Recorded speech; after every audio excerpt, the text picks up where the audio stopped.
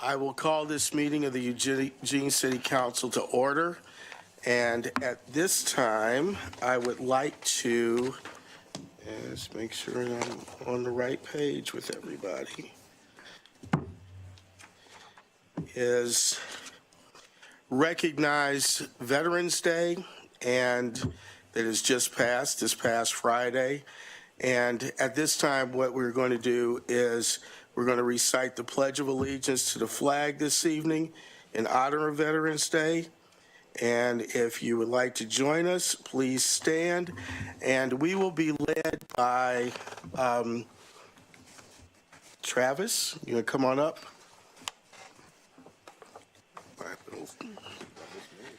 Yes, Travis is a veteran. So leading the Pledge of Allegiance tonight to the flag is Travis Hargett. But what I would like to do is to say a few words before we do that. To commemorate Veterans Day, which we celebrated November 11th, I will begin reading an excerpt from the recent president. You can sit down for now. That's my bad. From a recent presidential proclamation, and then invite all of you to join us in reciting the Pledge of Allegiance to the flag. The United States military is the strongest, most capable fighting force the world has ever known.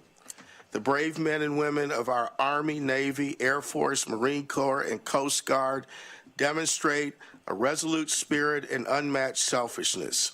And their service reminds us there are few things more American than giving of ourselves to make a difference in the lives of others. On Veterans Day, we reflect on the immeasurable burdens borne by so few in the name of so many, and we rededicate ourselves to supporting those who have worn America's uniform and the families who stand alongside them. Our veterans left everything they knew and loved and served with exemplary dedication and courage so we could all know a safer America and a more just world.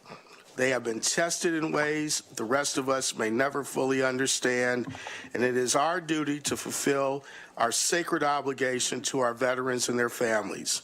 On Veterans Day and every day, let us show them the extraordinary gratitude they so rightly deserve, and let us recommit to pledging our full support to them in all they do. And leading the Pledge of Allegiance to the flag tonight is Travis Hargett. Travis, we all stand. I pledge allegiance to the flag of the United States of America and to the republic for which it stands, one nation, under God, indivisible, with liberty and justice for all. Thank you, Travis, and thank you for your service. And just so you know, Travis is a 21-year veteran of the United States Air Force, and he has served in explosive ordnance disposal technician, obtaining the rank of Master Sergeant before retiring in 2013. During his service, he completed 9 combat deployments spanning Bosnia to Afghanistan. His service includes direct support to the United States Secret Service for counter-explosive operations as part of protection details supporting 5 presidents, multiple foreign dignitaries, and the White House. Travis is currently parking operations supervisor for the city of Eugene. Thank you again, Travis, for your service to our country and to the city of Eugene. With that. So a couple of quick housekeeping items today on our calendar. We are originally scheduled to hold a public hearing and possible action on a resolution granting a Measure 49 claim, waiving a provision of Charter 9 to the Eugene City Code. We are going to postpone that public hearing in light of the fact that we have received several comments requesting an extension of that due to not enough time for people to digest that particular action, and so we will extend it out to another date. And January 17th. January 17th, so we're going to extend it out till January 17th. In addition to that, another housekeeping note, and this is more than housekeeping than what we're doing now, is that I am going to read Resolution 5174. And this is in light of the fact that we had a recent election last Tuesday has precipitated some divisions throughout our country and throughout our community. As we all know, not everybody is going to be happy with the results of the election. There are some people who are very pleased with our newly elected president-elect. There are others who are not. And given the tenor of the political campaign over the last 18 months and some hard feelings that have happened, I think we all believe that it is of the utmost necessity that we hold each other with kindness and respect. And in that light, I'd like to read this resolution and hope for adoption by the rest of City Council on this. This is a resolution declaring the City of Eugene's commitment to being a welcoming, inclusive, and safe community for everyone. The City Council of Eugene, the City of Eugene finds that as the Mayor and City Council of Eugene, we are united in our commitment to serve the people that we represent after the culmination of one of the most divisive general elections in our country's history. In alignment with City Council goal of creating a safe and welcoming community, we are firm in our resolve to ensure that all people residing in, visiting, and passing through the City of Eugene are safe. We choose to be the leader in promoting human rights and social justice and equity, public safety, and social well-being. The City of Eugene has a long-standing history and commitment of supporting many communities who are experiencing hate, bias, and discrimination, and the City Council has adopted ordinances and resolutions that demonstrate this commitment, including the Human Rights Municipal Code provisions, EC 4.613 through 4.655, adopted in 1971, with the most recent amendment adopted in 2014, which make it unlawful to discriminate based on gender. Ordinance number 20523, Resolution 5073, adopted 2012, supportive of a statement of principles for immigration integration.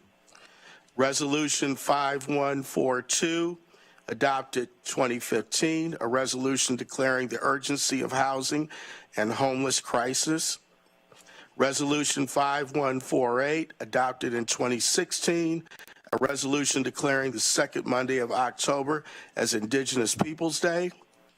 Resolution 5150, adopted in 2016, a resolution supporting the Oregon Convention of Elimination of All Forms of Discrimination against Women. Resolution 5154, adopted 2016, a resolution declaring the City of Eugene's commitment to protecting refugees. We believe in and are committed to continue our work to build a community that is welcoming, inclusive, just, and safe for everyone. We welcome all people and recognize the rights of individuals to live their lives with dignity, free of discrimination and targeting because of their age, faith, race, national origin, immigration status, gender identity, ability, ethnicity, housing status, sexual orientation, economic status, or other social status. We are committed to treating all people fairly and to fully embracing the unique contributions of all Eugene residents, regardless of age, faith, race, national origin, immigration status, gender identity, ability, ethnicity, housing status, sexual orientation, economic status, or other social status. We strongly condemn bias, intimidation, harassment, and other acts that are based on age, faith, race, national origin, immigration status, gender identity, ability, ethnicity, housing status, sexual orientation, economic status, or other social status. We are committed to ensuring that all members of our community are free from acts that are rooted in fear, ignorance, prejudice, and hate. Now, therefore, be it resolved by the City Council of the City of Eugene, a municipal corporation of the State of Oregon, as follows. Section 1, the City Council is committed to making Eugene a welcoming, inclusive, and safe community for everyone. The City Council is committed to standing together with the people of Eugene in opposing hate and biased activities and acts of intolerance committed against our neighbors. The City Council is committed to mechanisms the community can use to report incidents of hate and bias, and will build upon our partnerships with community organizations and local agencies to track and respond to these incidents in the City of Eugene's annual hate and bias report, and at the direction of the City of Eugene's hate and bias response plan. Section 4, this resolution is effective immediately upon its passage by the City Council. Foregoing resolution, and we will take a, I guess, since I'm the City Council President and I'm running the meeting, I can request a. No, you can make a motion. I can still make a motion. So I move the previously read resolution. Second. Okay, it's been moved and seconded. Any question on the motion? Any comments? And Councilor Brown. Thank you, Councilor Evans. Well, certainly I'm going to support this resolution. It's a very good start. I hope I'm wrong, but the council may have to take action later, depending on events that come out of Washington, D.C. We may have to strengthen all this into actionable items later. We'll just have to wait and see next few weeks, see how things develop. So we may have to do more. Thank you. Any other comments? Councilor Clark. Are you there, Councilor Clark? Yes, I am here. I actually do have a question. I wonder if this applies to those protesting the outcomes of the election. I think, Councilor, this applies across the board to everyone. Those who are protesting the outcome of the election and those who are not, who may be doing certain things that are inappropriate and out of line with our values as a city. Right. Thank you. Okay. So, any other comments, questions? Okay, then we'll vote. All those in favor, signifying by raising your hand. 1, 2, 3, 4, 5, 6. Councilor Clark. Yes.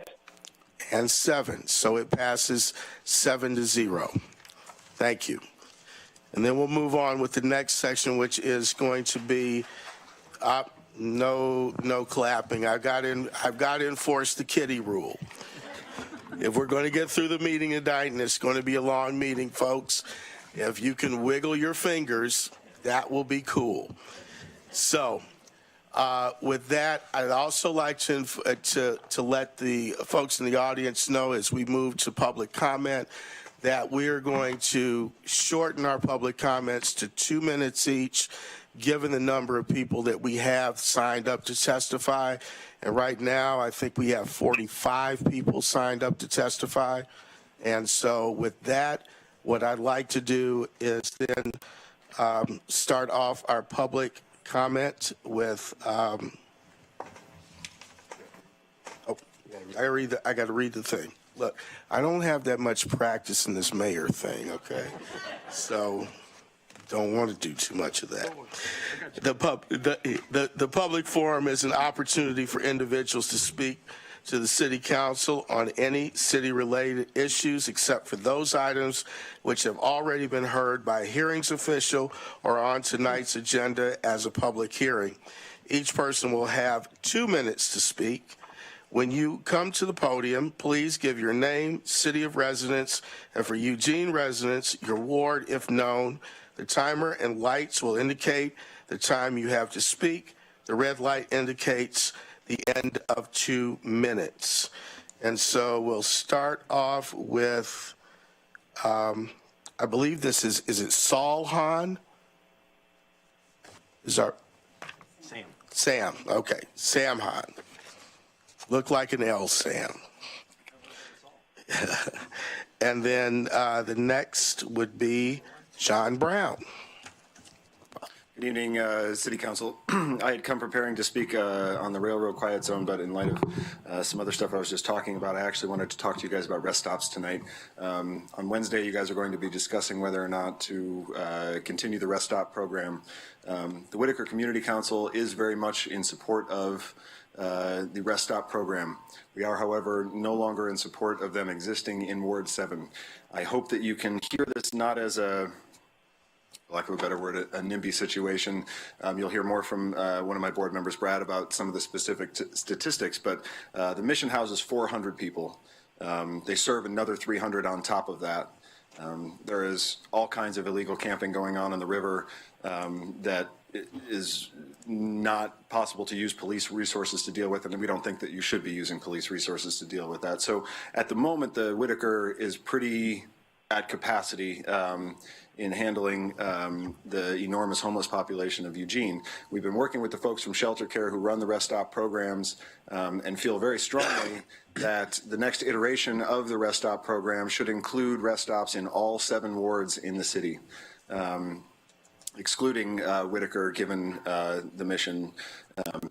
If we are able to be heard on this issue, you definitely have a partner with the WCC in helping implement this all over, whether that's in public outreach or whatever capacity you might be able to use us and our vast experience in handling the homeless population. Also wanted to point out, as is written in the ordinance, has to be on either publicly owned land or city property, or needs approval, private property needs approval from you guys. You guys have a lot of property. We've been working with Emily Proudfoot on some park stuff related to the rest stops.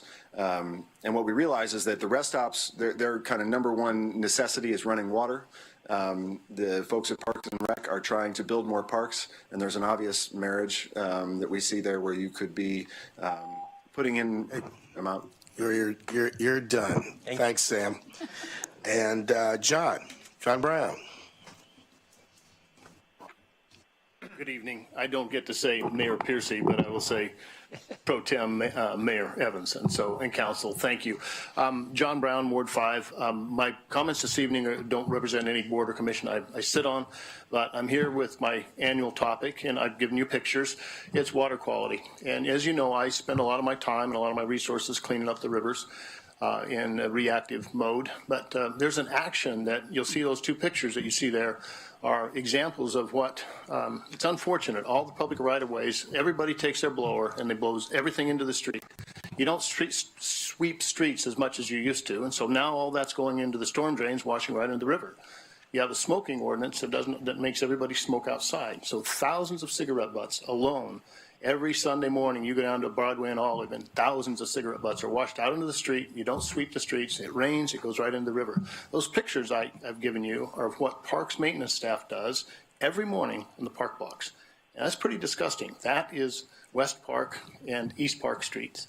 And I'm not complaining. I mean, they don't have another place to put it, but they could sweep it to the sidewalk and pick it up. But why you're allowing anybody in this community to purposely litter your real estate and then just let it wash into the river is beyond me. I mean, when we do a construction project, we have to put up erosion control barriers and wash the tires to keep the mud off them and all of those things. And that's all great. But to allow people to purposely take a blower and blow everything into the street and then walk away and say it's okay. I don't think that's right, and I would hope that you could have city staff and maybe some Storewater people look in to maybe stopping the practice, at least have the city stop the practice. So thank you very much, and I wish you the best. And the fact that I'm not going to be here for when you make comments is because I'm at the front of the queue, and you had a lot of people this evening. So thank you very much. Thank you. Irene Altucker, followed by Jerry Deathill. Good evening, Irene Altucker, City of Eugene. I'm here tonight to thank the City Council and the Eugene Police Department for the improvement in the downtown blocks because it has been safe and welcoming. Up until a few weeks ago, the park blocks did not welcome everyone. People who worked downtown, people who wanted to come down to downtown businesses were intimidated by a large group of people that were aggressive. They had aggressive dogs, and the sanitation condition of the park blocks was not welcoming. Over the last several weeks, there's been an increased police presence, which has created a much more welcoming environment for everyone, instead of just a large group of people that would hang there all day long. So I wanted to thank you very much. Thank you. Jerry.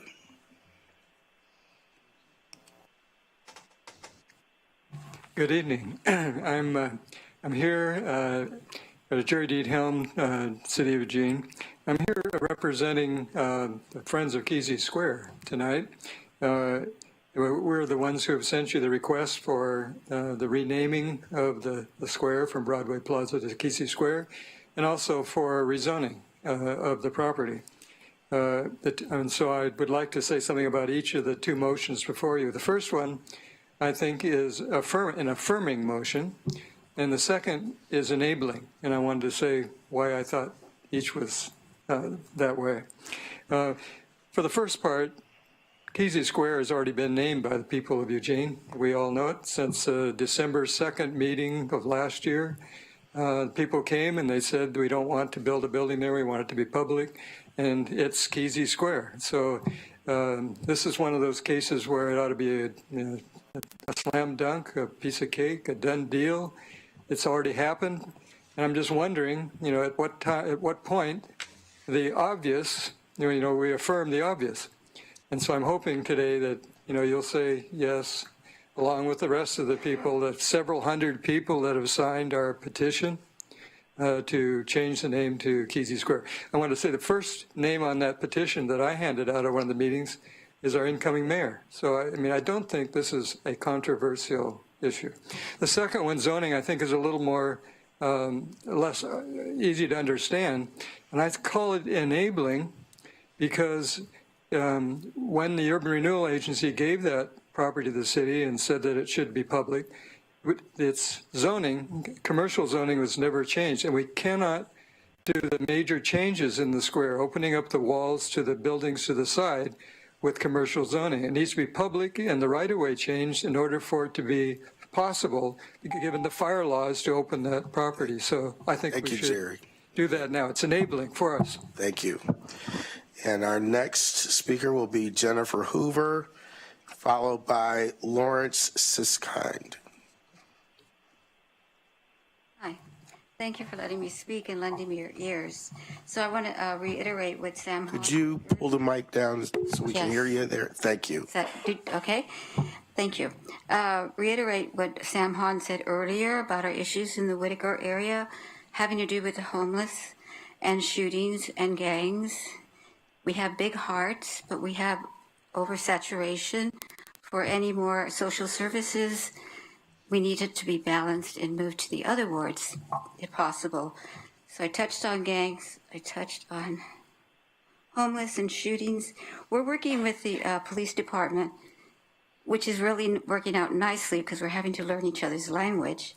But we need more police officers, and we'd like to be put on your budget plan to hire more police officers. I understand you're having difficulty with hiring more police officers. I'm a little nervous, so help me out here. Campers. There is an issue with campers who set up shop to sell drugs, and we're really aware of the difference between those who need to spend the night. We need to find a different way to communicate with the police that this is going on before it gets out of hand. It's very scary. There have been improvements, working with the EPD and abatements and code enforcement, which is something that is still needing to be looked into. Who's in charge of letting ugly buildings be built in Eugene? That was just on my list. Can you stop it? So campers, abatements, a line of communication with the police department so that our priority is heard and we're taken seriously, even though we know murder, assault, rape, and all the ugly things that are a priority are more important, we get forgotten about. So please hear that. We need a line of communication. Thank you. Thank you. Lauren Siskine, followed by Donna Riddle.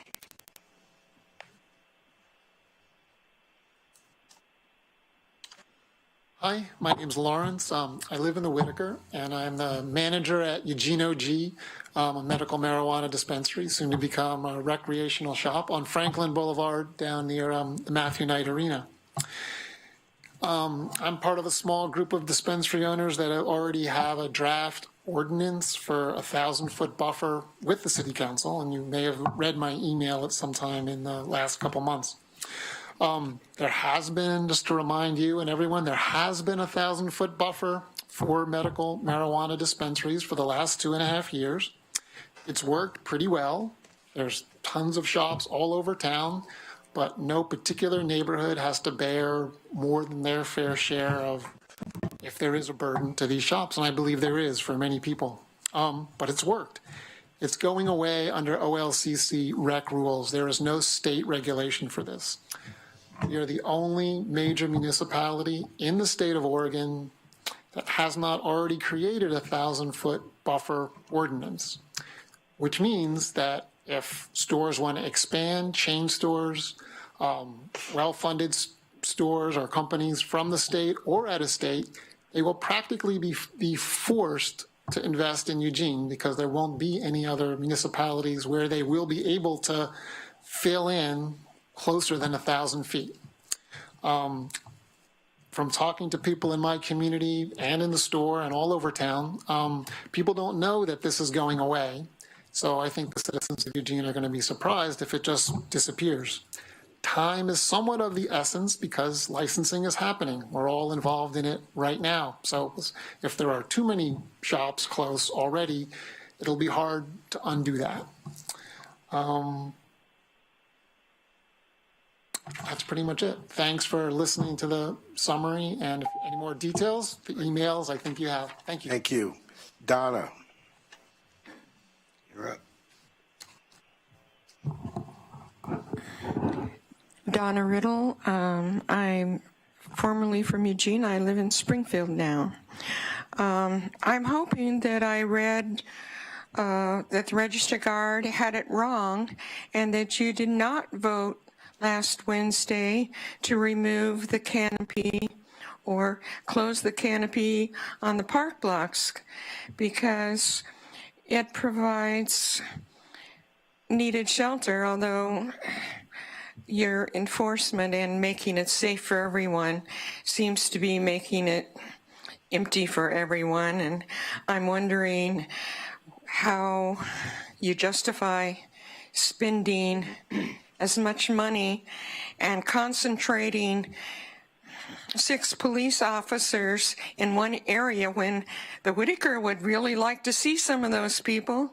Around Whitebird, we haven't seen any people because we saw them playing with their cell phones because there was nobody there to keep safe. But I'm glad I saw you're not going to remove the canopy from the park blocks because it does provide a place for all of Eugene's residents to sit, have lunch. It provides a place, or could provide a place again, for some of the unhoused youths who I saw sitting, playing magic and forming a community and supporting each other, not dealing drugs, but having a place out of the rain to just be. We don't have downtown a teen club where kids can go and be. We need that. But the park blocks. Thank you, Donna. Sue Saralupe, and Sue will be followed by David Hazen.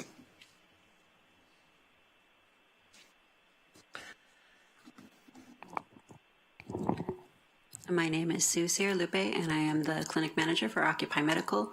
We have been at 509 East 13th, kitty corner from the Bijou, in a building for since October, and that has changed a lot of the way that we have been able to do medicine. Unfortunately, one of the problems with it is in any adjustment period, we don't have as many patients coming in. Sometimes it's because they don't know where we are, or because the transition going from where they are housed or sheltered is a little much of a journey for the place that we're in. We're serving about half the amount of patients that we were serving previously, and that means that there is, by the end of the month, hundreds of people that aren't being served by us, and we find that to be tragic. Right now, the folks that are coming to us are starting to show signs of weather disability. For instance, the trench foot is starting to show up. We're starting to see people with UTIs because, of course, access to water is limited. Right now, the people that were living at the park blocks or in that downtown area are being forced out because, of course, everything that the unhoused does is illegal. That's something that you guys can change. They are being ping-ponged to Glenwood area, and Springfield will step up their efforts, and then it'll be ping-ponged back here. That's a very dangerous and expensive game, and it's a public health risk. We need to have a variety of different places for people to be. I love having a little shelter out there. We need to have more. We need to have more public bathrooms. I know I've said this many, many times. We need to have a place for secured sharps containers, because right now people are also coming into the neighborhood that I live in because they're not allowed downtown, and there aren't places for folks to be there. So they are having their survival skills practiced out in places where there aren't places for them to do it safely. I ask that you stop spending my taxpayer money on forcing people from doorway to doorway. Thank you. Thank you, Sue. David Hazen.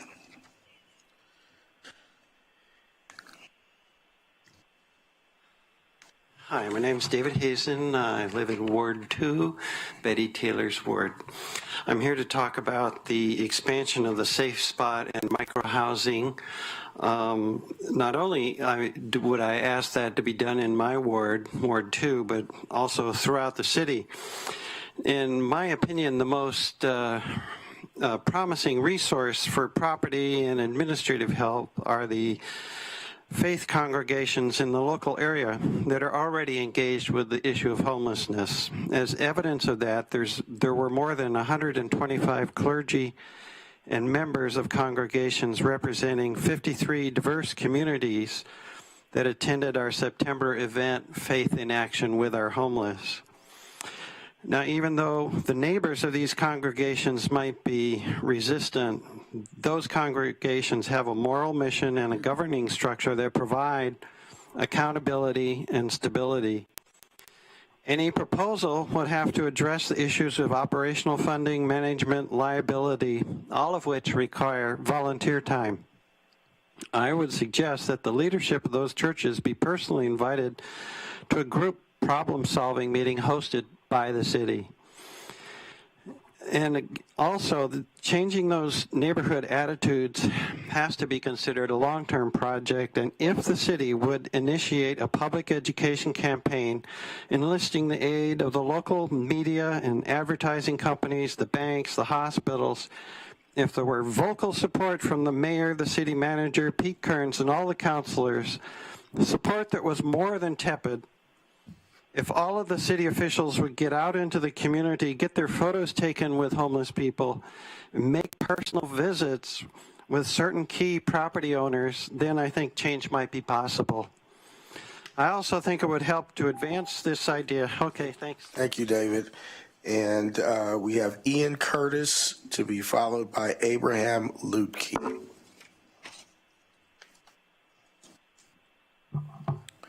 Good evening.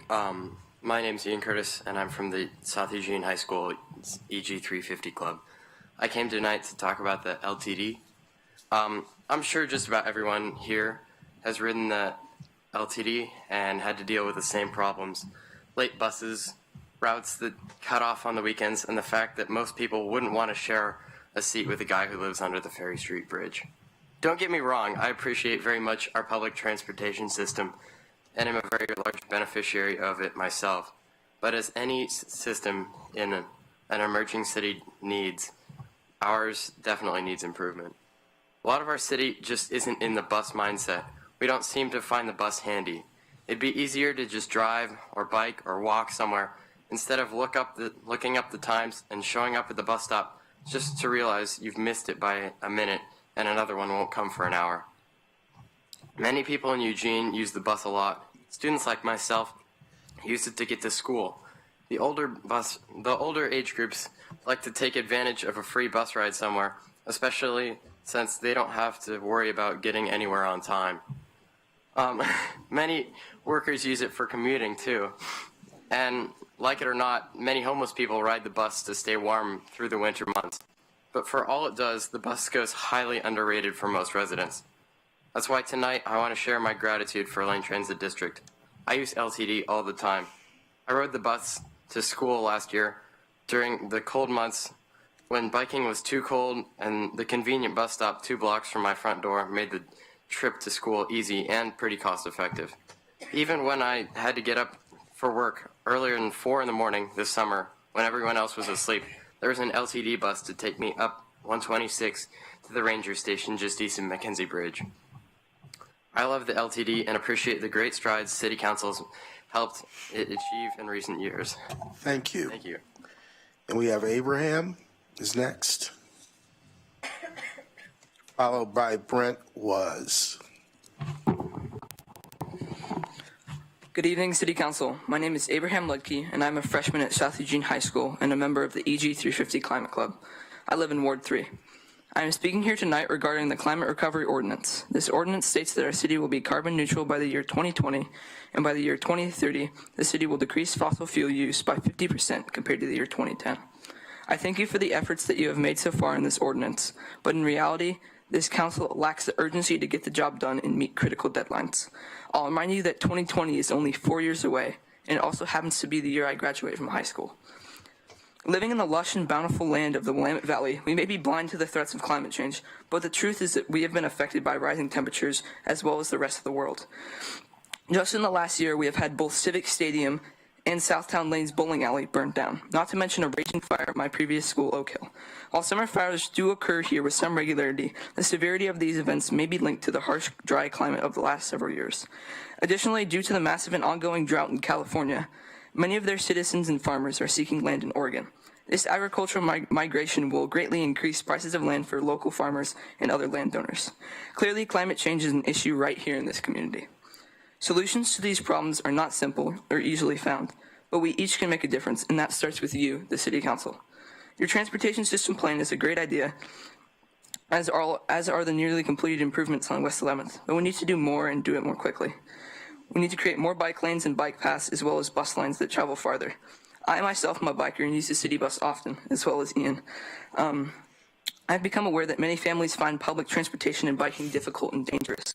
We need to ensure that public transit is safe, readily available, and promoted to the broader public. We could also issue a carbon tax as well as many other things. We can do these things, and they need to be done. Thank you again, City Council, for your time, and I encourage you to pick up the pace with this major issue.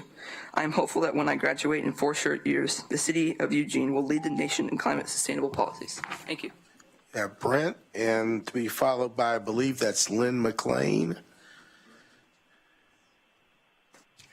Good evening, everyone. My name is Brent Waz, and I serve a parish in Ward 2. I'm here for two issues. First, on behalf of Opportunity Village, on behalf of the board, the staff, and the residents, we just want to thank you for allowing us to continue to operate. Things are great down there. I've been on the board since we opened and run the committee that sort of oversees the workings of the village, and it is a great model that OVE is pioneering, and we really, really hope that it expands. And the second thing is about that expansion. So I serve a parish in South Eugene, as surrounded by Prius and Subaru owning folks as you can be in the city. And we've been housing people at our church for 25, 30 years, something like that, sometimes officially, sometimes not. Right now, we are very active in building off of the St. Phineas car camping program, and it has been excellent. And the best part about it is that it has been so incredibly well received by the neighborhood. It's been an asset to the neighborhood. And what I would encourage and hope is that as you are considering placing the next village, as you're extending the process and making land available, that you consider Ward 2. The Whitaker they're doing their share. Train Song is doing their share. It's time for some of us outside of the downtown to do our share. So please look at the resources we have in the South and make good use of those. Thank you very much. Okay, thank you. And we have Lynn McLean, I believe.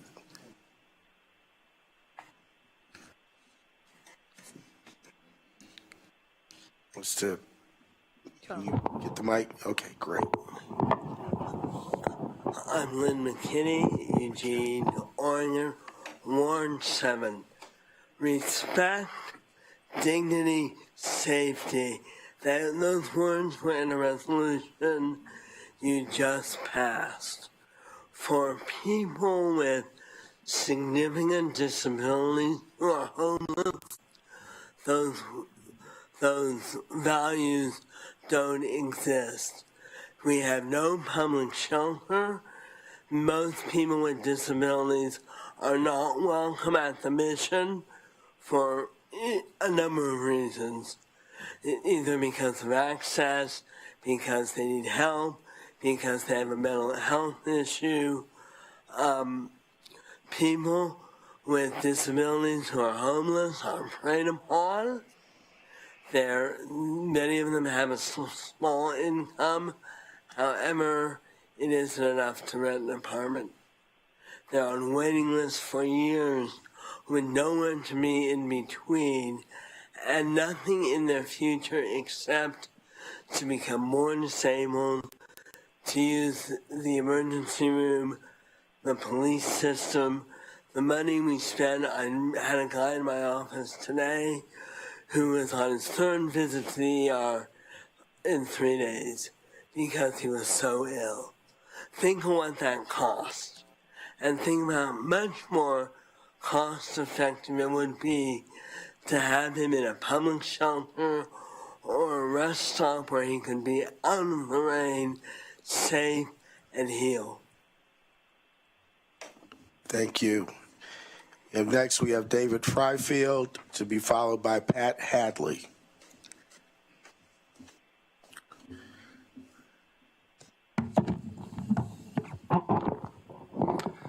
David Fryfield, I'm in Ward 1. I'm speaking tonight about Eugene swimming pools, especially the problem of pool access during the 6 months of November through April when Amazon Pool is closed.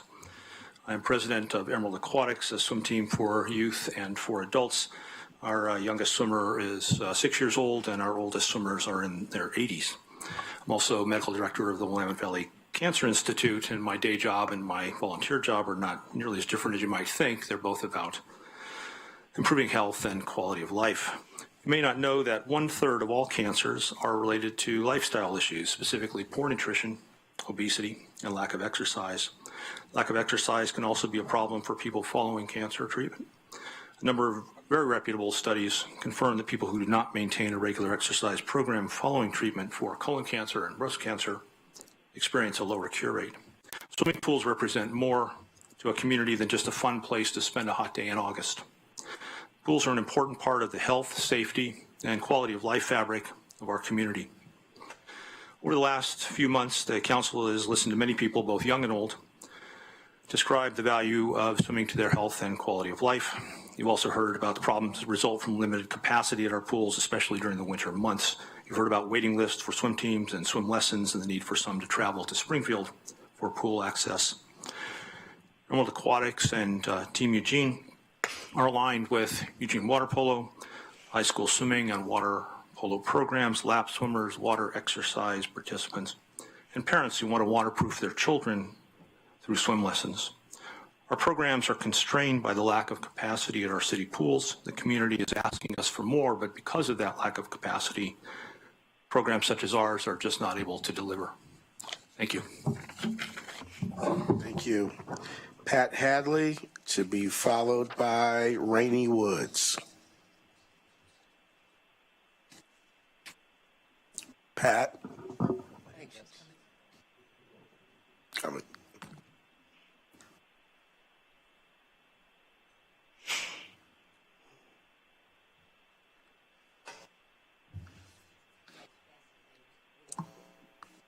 Take your time.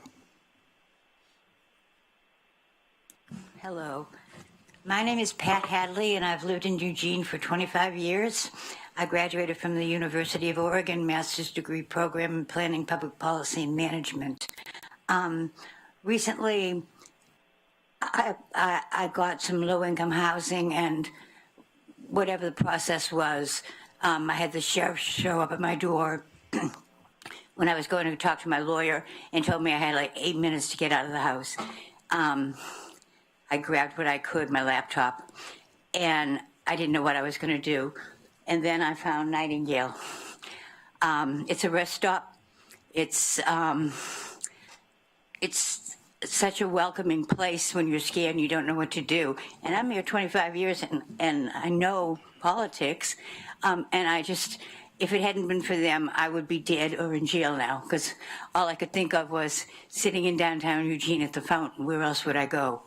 The service that Nightingale provides, it's not only the physical that you're safe, you're not on the street, you're in a fenced-in safe area, but it's comradely, that people support each other, and you can do this, and we will do this, and helping you find out the resources that you need to be able to do those things when you're really scared.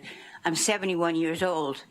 I'm a very smart woman, but this one really blew me away. I'm here to support all of these rest stops. Nightingale it saved my life. It literally saved my life.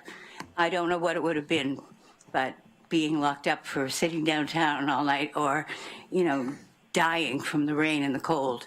So please support the rest stops in every ward. It'd be really great. Thank you. Thank you. Rainey Woods, to be followed by Christy Murray.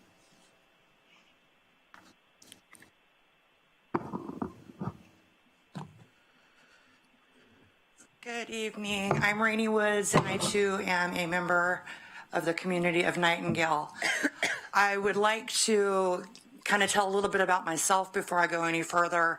I have a degree in criminal justice. I have a degree in sociology. I'm a former police officer. I'm also a former batterer intervention specialist and domestic violence specialist for 9 years in Coos County.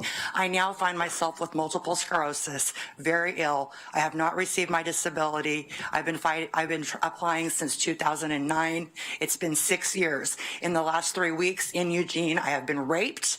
I have witnessed a murder. I have witnessed 2 shootings. I have been pissing and pooping behind dumpsters because there has been nowhere for me to go with no income. If it wasn't for Nightingale, like Pat just said, I would be dead on the streets. 5 days ago, I had a gun and I was ready to kill myself because there was nowhere left for me to go. My options were over, and then Nightingale came to my rescue.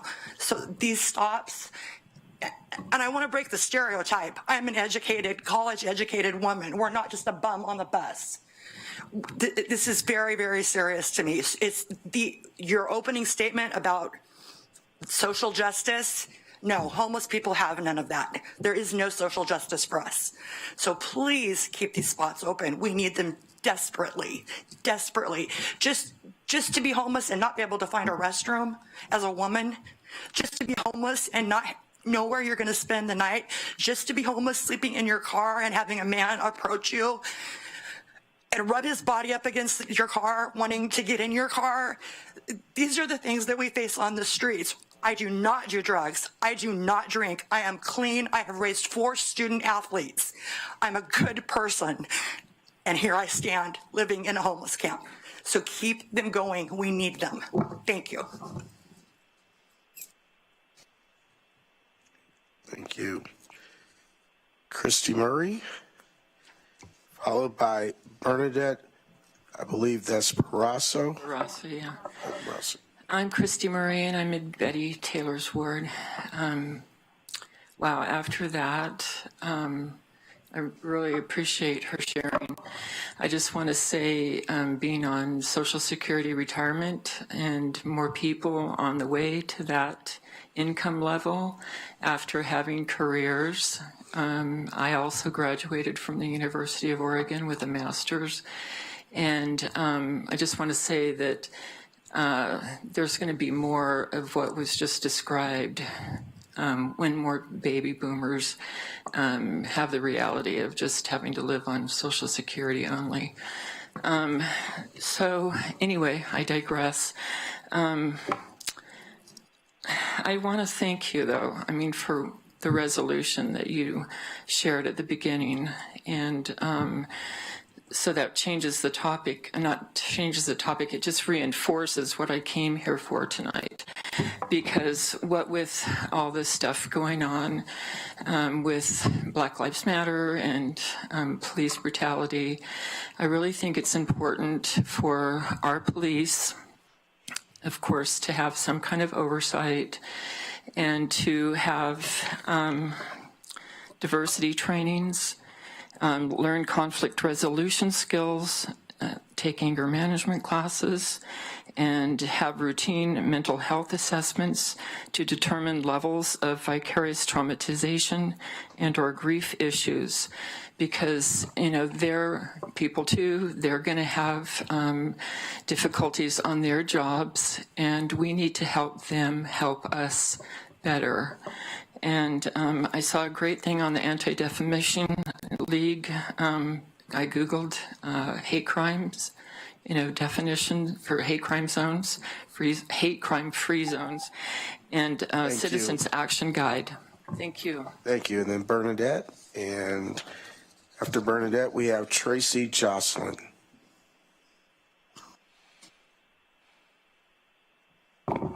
I'm Bernadette Barassa, and I don't live in the city. I live in the county, just maybe a mile south of the city, close to LCC. Anyway, I don't know if that matters, but earlier at the beginning, there was some talk about the veterans and how there wasn't much more American than them, and my topic is maybe one thing that is, and that's the indigenous people that live in this country, whose ancestors were the original Americans. And they're having some trouble in North Dakota right now. And I know the city has issued a statement of solidarity with Standing Rock, which I greatly appreciate. And along the lines of what Councilman Brown, I don't think I've ever called you that before, said earlier, we may need more than just resolutions and good intentions and good words. And tomorrow there's been a call to action put out by the water protectors. And people have organized a rally that's going to be held starting at noon at 7th and Pearl, the old federal courthouse site. So I really want to encourage everyone to show up there and let the world continue to see how many peaceful supporters there are of what's going on there. President Obama called climate change the defining issue of our time, and he hasn't done a whole lot to show to me that he's very sincere about that. There's a lot of violence going on in North Dakota, which is somewhat being tolerated, and it appears to me that the rights of the corporation to follow through on their plan is a little more important than what the people want. So whatever the city can do to be more active. All right. We have Tracy Jocelyn, followed by Jennifer Frenzer Knowlton.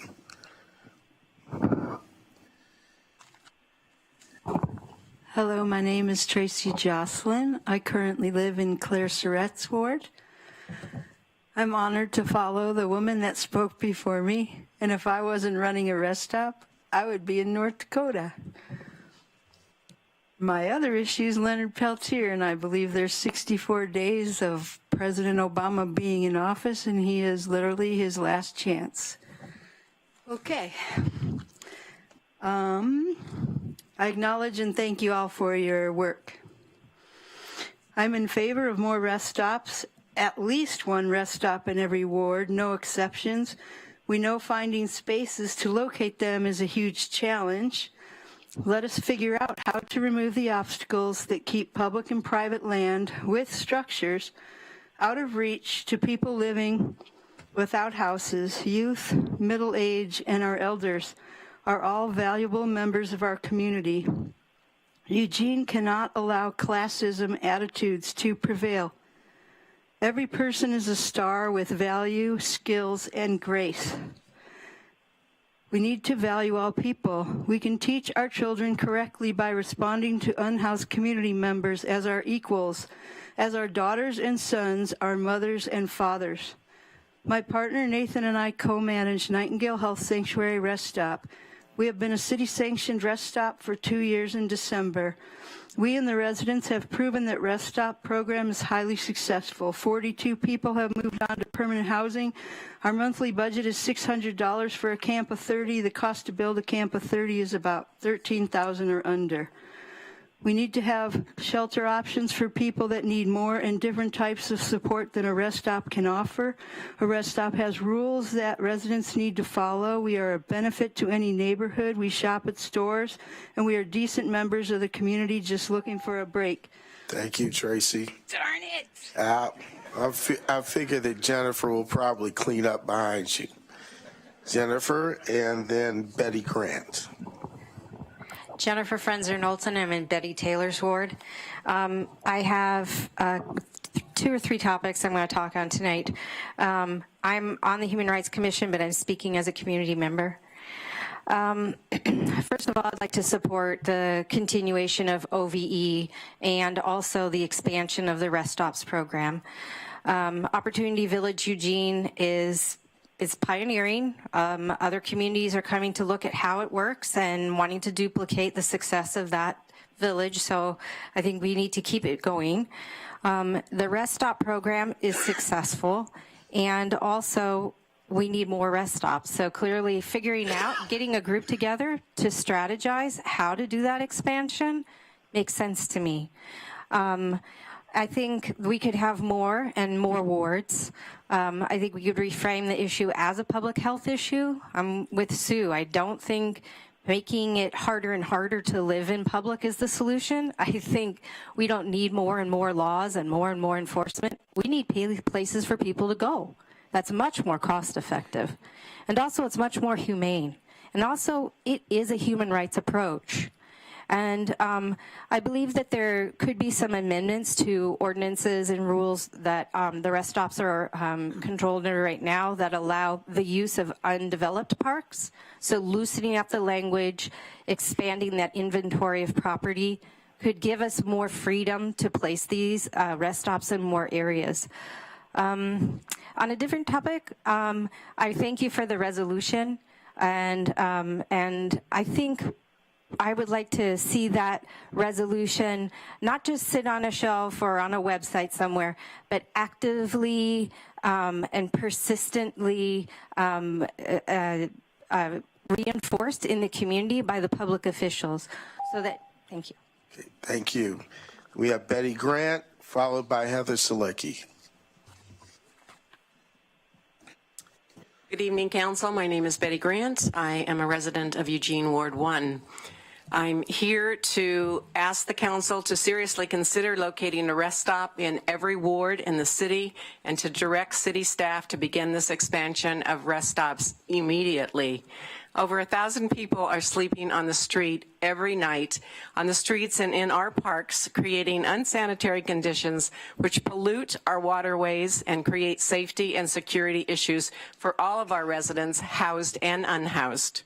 The long-term solution of increasing affordable housing combined with increased mental health services is critical, but this process understandably takes time and significant resources. We need to take interim steps now. One of the quickest and most inexpensive would be the creation of more designated safe spots for tents, car camping, Conestoga huts, and tiny homes. The 6 rest stops in Eugene, which have a history of operating several years, provide a workable, inexpensive, and safe model. Nightingale Restaurant is truly a community-based model which could fairly easily be replicated around the city. The management of Nightingale is a group of concerned citizens who came together to be a steering committee combined with on-site resident managers, Tracy and Nathan. This has kept the cost to a minimum with a budget of under $8,000 a year, and in that which provides platforms for tent camping for up to 40 unhoused citizens. There are already citizen groups forming in different neighborhoods around the city of Eugene to advocate for improved steps towards addressing our housing crisis. Those of us involved with these groups want to work with the city to help us locate spaces within our neighborhoods to site rest stops. Please reach out to work with us and to work with all neighborhood associations in an effort to rapidly increase designated safe spots throughout the city. Thank you, Heather. And then we have Chris Cunningham. Hi, my name is Heather Silicki. I live in Ward 2. More than 100 unhoused people currently are benefiting from 6 City of Eugene sanctioned rest stops. While the program is successful by almost all accounts, the number of rest stops is not sufficient. The Poverty and Homeless Board is making some great strides. They've got a plan for 600 supported housing units, but they're not going to be ready. And there is no plan for a public shelter despite our desperate need.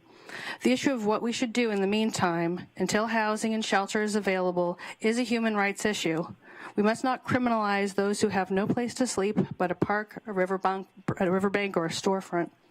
We can help the matter by designating a rest stop in every ward in the city. I live in Ward 2 and I support this.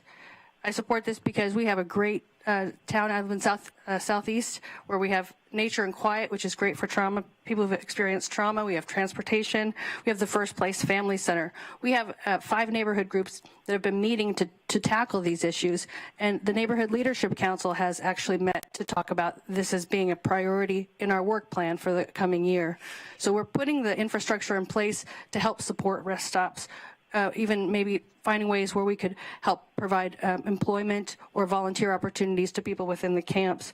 So we want to help. We don't think police presence is working. It's not the response that we need for this crisis. It's exacerbating it.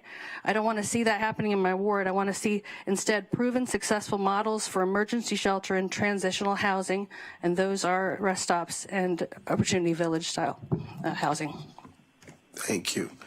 Chris Cunningham, to be followed by Wes Georgie. Thank you, council members. My name is Chris Cunningham. I live in Ward 2. I am a homeless advocate and a member of the Nightingale Health Sanctuary Steering Committee.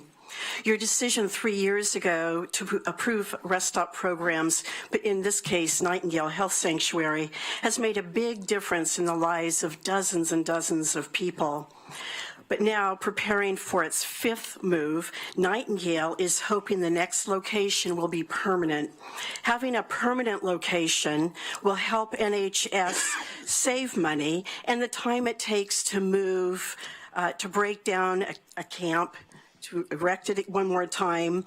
A forever home would allow its site managers and the steering committee to donate more time to important tasks, such as helping residents access social services, developing fundraising strategies, and vetting appropriate candidates. And we say appropriate because not everybody is a good fit for a rest stop, so we try to be selective and careful. In fact, I'm hoping you will approve rest stop locations for every ward because we need more temporary emergency shelters, as other people have suggested here.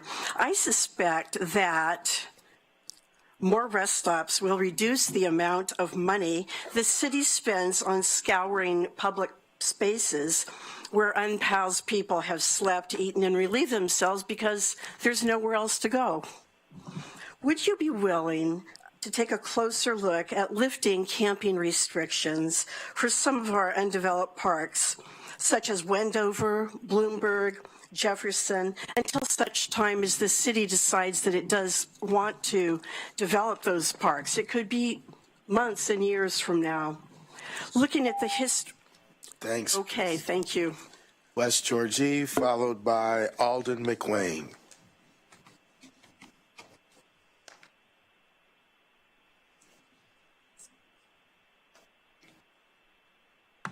Hello, City Council. My name is Wesley Georgiev. I live in Ward 3. I'm a junior at South Eugene High School, and I'm a co-founder of the EG350 Club at South Eugene. It's been quite a week. Donald Trump is our president-elect, and the Our Children's Trust lawsuit has been moved to trial. Very opposites, but one of them is very good, one of them is not very good. Recently, this weekend, I traveled to University of California, Berkeley in the Bay Area to attend the PowerShift West Climate Convergence. And there, with a few others from my club, we led a workshop, and we used this city council as a role model to all those people who are looking to start their own climate recovery ordinances. Now with this, I wanted to give them a lot of tangible examples of how we were improving. But right when they would ask me those questions, I felt myself coming up a little short. So we have the 350 carbon budget. We have ways that we can use this. We see countless examples in the transportation system plan. We can start a carbon tax. There's so many ideas that are out there, so many things, and we don't see consistent progress reports coming out from you guys. And just, we'd love to be a part of whatever it is to help move this along, because it's taking way too long, to be honest. And it's about time that we show our leadership to the rest of the country. Thank you for listening. Have a good evening. Thank you. And we have Alden McWayne, followed by Michael Kerrigan. Hi, I'm Alden McWayne. I'm a sophomore at South Eugene High School in the Climate Club, and I'm in Ward 2. The biggest thing I took away from this last week is that climate action and all action really is going to need to be coming from the ground up. And it certainly will not be coming from Donald Trump and from the federal level down. It's the youth which are going to need to be able to build the climate movement up. And really what I'm requesting is the City Council stands with us. What I'm requesting is transparency and monthly updates, goals, and deadlines. All we're asking is to know what our trusted progressives and leaders that we have followed are up to. We just need transparency. And at a time like this, we just really need to come together and take concrete action. If there was never a time before, it's now. With Donald Trump as president, he's not going to do anything. It has to come from the ground up. Thank you. Thank you. And Michael Kerrigan. My name is Michael Kerrigan. I'm a proud resident of Ward 7. I want to thank you for the resolution you passed before the meeting, and the Community Alliance of Lane County and CALC will eager to help you turn this resolution into reality throughout our community. But I'm here mainly tonight to talk about rest stops. My colleagues have made the case for a rest stop in every single ward. I'm still on the board of Opportunity Village Eugene, or now Square One Village, seeing how successful that is. Nightingale Health Sanctuary, I'm still on that steering committee. It works. It is, as my colleagues have said, we need one in every ward in the city. But to pull this off, we need to turn NIMBY into YIMBY, yes, in my backyard. I think the city is producing a film about the rest stops, and I'm really excited about that. And when it is finished, we need to get it out before every neighborhood association, every congregation in our town, before the Chamber of Commerce. We need to build that support for the rest stops. We know they work. And some of the really poignant testimony tonight, people are really suffering out there in the streets. So we don't have years to do this. We need to move quickly. So I'm really urging you to do all you can to expand the rest stop program. An example was to authorize rest stops in some of the undeveloped parks. More examples of that as well. And yes, they need to be in every ward in the city. I think we could still have more in Ward 7 if there's a very good site where it will work. Some of the undeveloped parks we may have in our ward. So, but thank you for authorizing Opportunity Village Eugene and the rest stops. The whole world is, I'm proud of it. We've done good. Let's do more. Thank you. Okay. Karina McWilliams, followed by Morgan Glenn.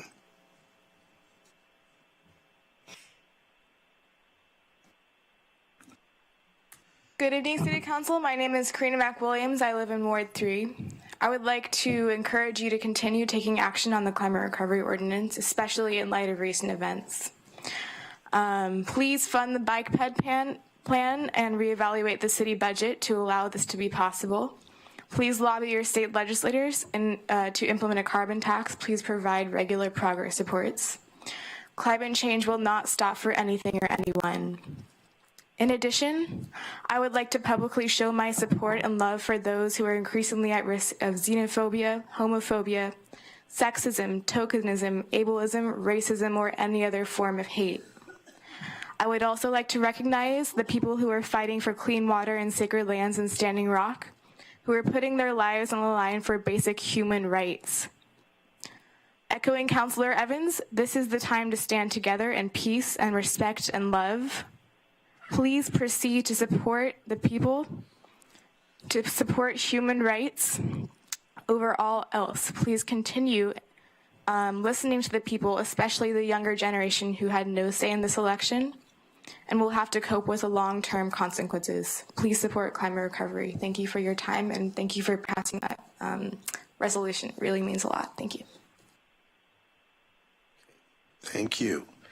And Morgan Glenn, to be followed by, I believe this is Kay Keekley or Kay Keckley. Thank you, Council. My name is Morgan Glenn. I've been a resident of 26 years of Eugene in Ward 1.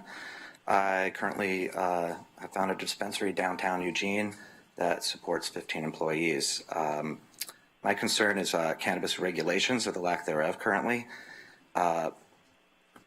Currently, all medical marijuana dispensaries have a 1,000-foot buffer required between them. Once OLCC starts licensing recreational dispensaries, that will not be a requirement. They have deferred that to municipalities, and we are the only major municipality in the state that doesn't have this 1,000-foot buffer carrying over to rec dispensaries. Why is that a problem for us? There's three basic reasons. One is, as you probably know, we're not allowed to have banking. There's a lot of cash on hand.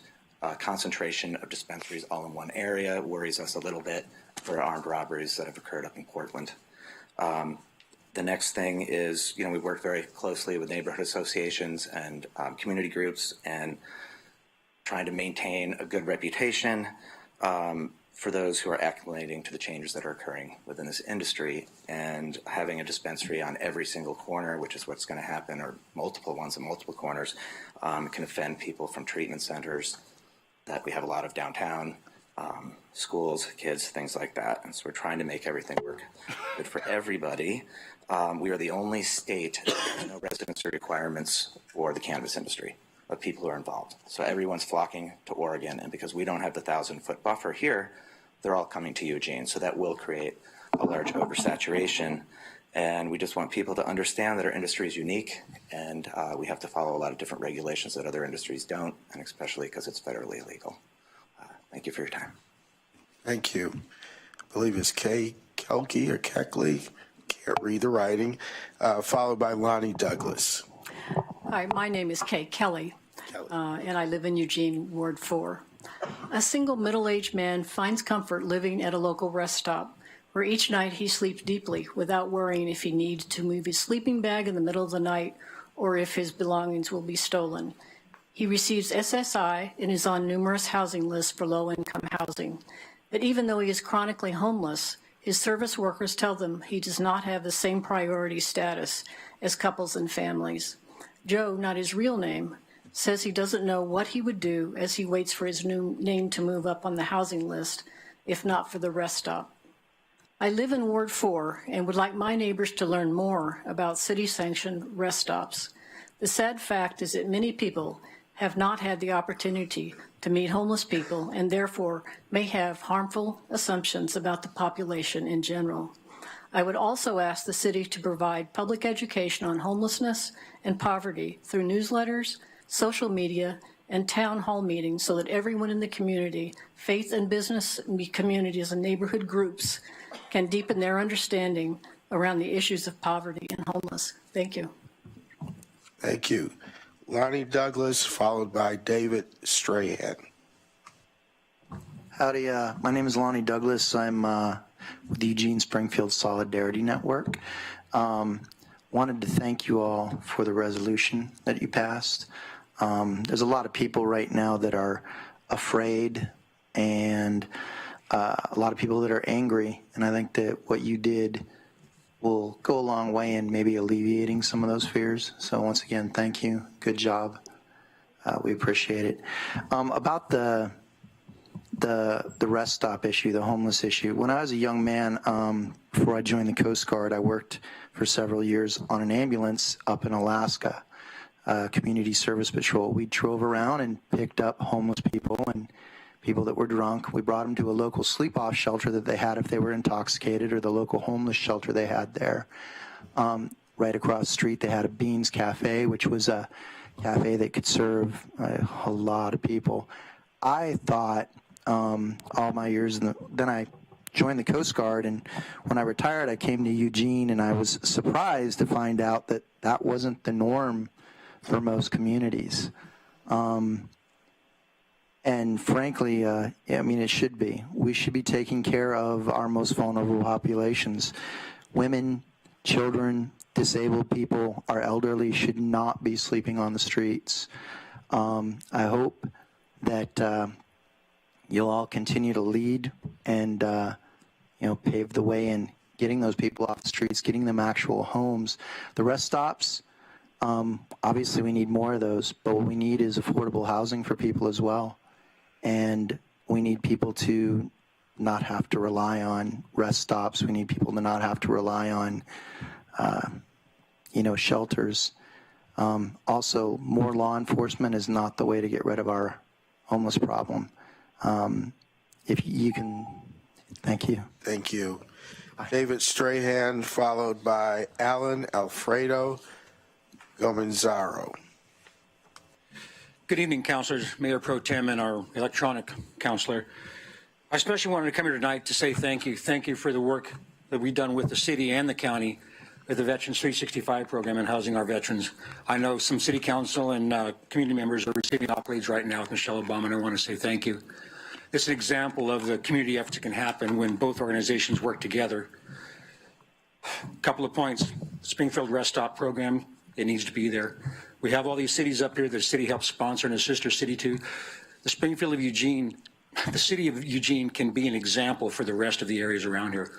They can be a leader and explain to other communities the benefits of the Rest Stop program. I moved here when I was young as a victim of violence with a car and $200. If somebody hadn't given me a step up, I wouldn't be where I was. I wouldn't be able to live right down the street where I've lived until recently. I wouldn't have been able to go to the U of O.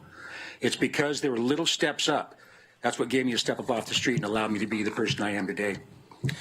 With the upcoming demolition of almost 1,400 low-cost housing units in Glenwood, housing is going to be a very urgent crisis. I please request we expand the Rest Stop program, use the city's resources, including what properties haven't been looked at, to expand this housing. In the last 2 years, it's been estimated a 21% increase in housing costs just because of the buildings that have gone up in this area. That's low-income housing costs have increased over 20%. That's going to drive people out of homes, just like the people in Glenwood that are going to be gentrified and drove out of their homes with no options. Some people are going to be evicted with nothing because they're in a home with wheels on it. Expand what we consider our types of alternative housings. Be a role model in our community, which includes Westford, Eugene, Oak Ridge, Springfield, Lowell. Be a role model to them and show them what the rest stops can do and how beneficial they be. Let's not continue to load up Claire Surratt's ward with with homeless and unshelters and alternative housing there just because those people are putting up with it. Thank you. Thank you. Alan, and then going to be followed by Joe Tyndall.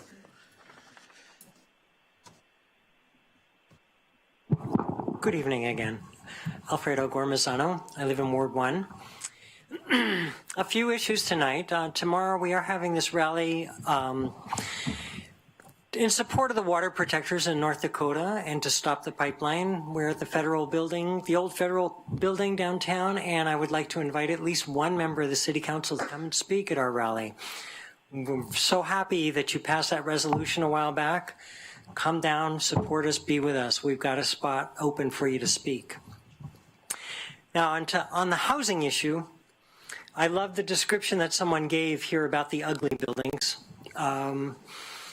I have someone who's been living on a massage table in my living room for months and months and months because she's looking for a place, and they all require that you make a third, your income is a third of the amount of rent that you will have to pay there. This is what happens. She does not have that. This is what happens when we give our city over to corporate property management companies who do not have a personality, who do not look at different people's situations, who do not look at you as a human being, but just as a bunch of figures on paper. We need more human solutions to our housing shortage here. And of course, the rest stops. Yes, we need the rest stops all over the city. All these people need help. And as far as the rising tide of racially and gender oriented violence that's going on, I'm taking an active step about it. I have a new friend who's the head of the local Republican Party.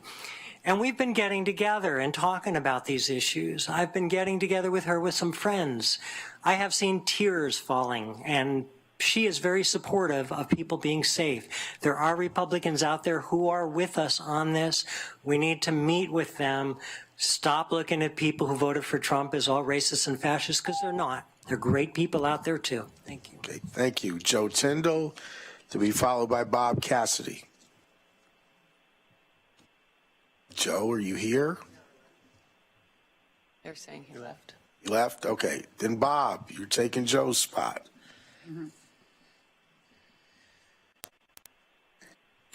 Followed by Sally Phillips. Zelenka's ward. I want to share with you tonight what I spoke to the EWEB board about last week.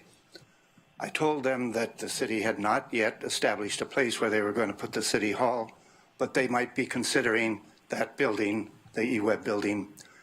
And I told them that would give rise to a lot of negotiation that is going to go on between the city and EWEB. And I thought that was necessary. But any amount of money that the city would be paying EWEB was going to cost us. I told them, as a ratepayer and a taxpayer, we own that building. We paid for it. It's our building. If you sell it to the city, we are going to have to pay for it again because that money has to be replaced in the city budget. There's much room for negotiation and cooperation. That's a word that's used an awful lot. This might be a place to do it. One other thing that I was thinking about tonight as I was planning this was that they have a big piece of fenced property with toilet facilities right next to that building. I don't know why that territory cannot be used for cars, campers, or housing some of the people. It just seems very logical. Nothing's going to be done on that property right through this winter. It'd be an excellent opportunity to seize. Thank you. Thank you. And then we have Sally Phillips, followed by Jennifer Reel. Hi, my name is Sally Phillips. I live at Opportunity Village, and that is the reason I'm here. I really, really believe in it. This is my first council meeting, and I will be back. I've been so impressed with everything everybody's saying. Opportunity Village is a lifesaver, and we have actually Emerald Village with the permanent housing with bathrooms inside. We are losing 9 people to that as soon as that is finished. That's a big, big hello for Opportunity Village, because if those people have moved themselves up in life to qualify for that, they did it at Opportunity. Everything is provided for you there, everything that would be needed, even if you need somebody to talk to. I'm 70 years old. I usually have a walker, but it's not convenient to go in and out of these buildings. It's just, it's like a lifesaver. I was excited about going in there because I wanted to see if I could do this, and I knew within the first couple of weeks I could, and I am, and it's doing well. It's doing well. It's doing well for a lot of people. It's not a negative situation in any way, and I think that's the most important thing I can say to you. It's positive all the way down the road. If you've got a problem, they'll figure it out. If there's something you need, they'll figure it out, or they'll get it to you, or they've already gotten it to you. You need more blankets and towels, by the way. I live in a little 8 by 8 foot building. I was in one of the Conestogas before. They're actually much bigger as far as space is concerned, but I've got it worked out. It works out really nice. It's decorated, and that's a big thing with me. I want to go into a place that I feel comfortable in and looks good around me. But I can't tell you the people that I've met there and the advances that they've made. And if they're not advancing, they're gone pretty soon. So, you don't know everything. But thank you very much for being here and for listening to everything that we have to say. Thank you. Jennifer Reel, followed by Brad Foster.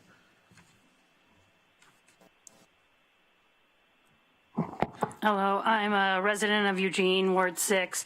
I'm coming on behalf of Burrito Brigade. Can you state your name again, please? Jennifer Reel. I live in the city of Eugene, Ward 6. I'm coming on behalf of Burrito Brigade. We are an organization that's been going since February of 2014, serving almost 700 meals every weekend for 2016 for the hungry and the food insecure days. I've been doing this for a while, and I've met some amazing people that are unhoused that deserve shelter. It's not just the stereotypical what I've heard of the drug dealers. Like you had said, we are committed. City of Eugene is committed to treating all people fairly. And I feel that rather than spending money on cleaning up downtown and having officers making people feel safe, that we could be spending money on more rest stops. A rest stop in every ward, like has been said, which is deserved by everyone. Shelter is deserved by all, and not just the people that live on the street are drug dealers. We need to stop the stereotype of that everybody that is unhoused is doing drugs. We need to have education. I've met amazing people that deserve to not be moving their stuff every night. They need to feel safe. They do not deserve what bad things can happen to them when they are in the dark. They're in a corner. They're, making sure they have a dark sleeping bag so they are not seen and don't have the risk of crime. Everyone deserves to be treated fairly. Thank you. Thank you. Brad Foster, to be followed by Susan Thomas. Hi, I'm Brad Foster. I live in the Whitaker, Ward 7. You've heard from a lot of wards tonight. People want the rest stops in every ward. I'd go further. I'd say we need them pretty much in every neighborhood. That said, they're not without impact. I live in the Whitaker. Because of the rest stops, the mission, the on-street camping that's not regulated, the riverfront. I don't know where to go with that. We have about 20% of the residents of the Whitaker are homeless. Think about that. What if in your neighborhood, every fifth house wasn't a house? How would that feel in your neighborhood? That's where our neighborhood is. It's not without impact. In September and October, we had over a dozen shootings in our neighborhood. It's not that the homeless are criminals. It's that they have a higher percentage of people with substance abuse issues. Demand brings supply. Those suppliers bring guns. We're oversaturated.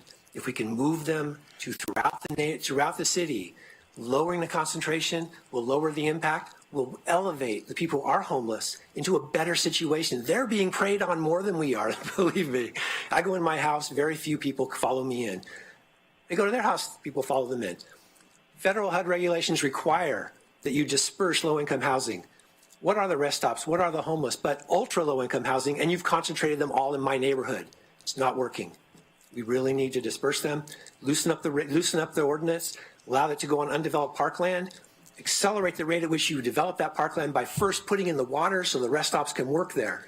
Please, not for my neighborhood so much. We're making it. It's getting tough. We're making it. But for the people who are homeless, for the people of Eugene, to do the right thing. Thank you very much. Thank you. Susan Thomas, followed by Todd Schneider.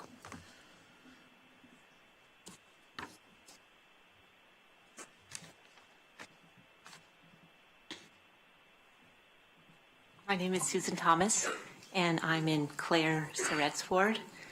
And I also support moving the rest stops throughout the city. I do think we need more of them. I've heard a lot of young people tonight talking about their climate change and the climate change goals of the city. And my family's car free, and so every day we get on the Whitaker paths and ride those paths. In the last few years, they've gotten really dangerous. I've seen people with clubs, guns, knives, batons, baseball bats, last month a spear, and I'm worried for myself. I think, am I being stupid riding? Should I go get a car? Should I start driving? But then I'm also worried for all the people that they have no place to go. They're stuck there with the people with these weapons. I'm sure some of the people have the weapons to defend themselves, but other people are there having the weapons to prey on defenseless people. So I ask that we have the rest stops spread out the city so that they're not all concentrated in the Whitaker. So we don't have hundreds and hundreds and hundreds of people that just need help, need a leg up, and then people that are also preying on them. Thank you. Todd Schneider, be followed by Ty Aiken. Todd Schneider, Ward 7. I want to agree with everybody who says let's get the camps throughout the city. So I'm not going to belabor that point, but what I wanted to talk about is the ordinance that we use to enable these was initiated at a time when we were fearful and we didn't know if they would work. Now we know that they do work. This is, I think, a good time to revisit the ordinance and see how we can loosen it up to make it easier to spread them further. One of the ways that we can do that is to give some points to the camps that are doing well and have demonstrated they know what they're doing, and build on that. If neighborhoods are fearful about camps based on their stereotypes of who we are, we invite everybody to come down, visit community-supported shelters where I serve on the board, and we'll give you a tour. But we can use the people who are already in those camps as our emissaries to go to new camps to start them up. So you're not having to start with a blank slate and we're scared we don't know if these people are going to be good neighbors. We've already vetted them for you. They've been living in our camps and they're doing fine. And they have a pro-social culture that they can bring to the new sites.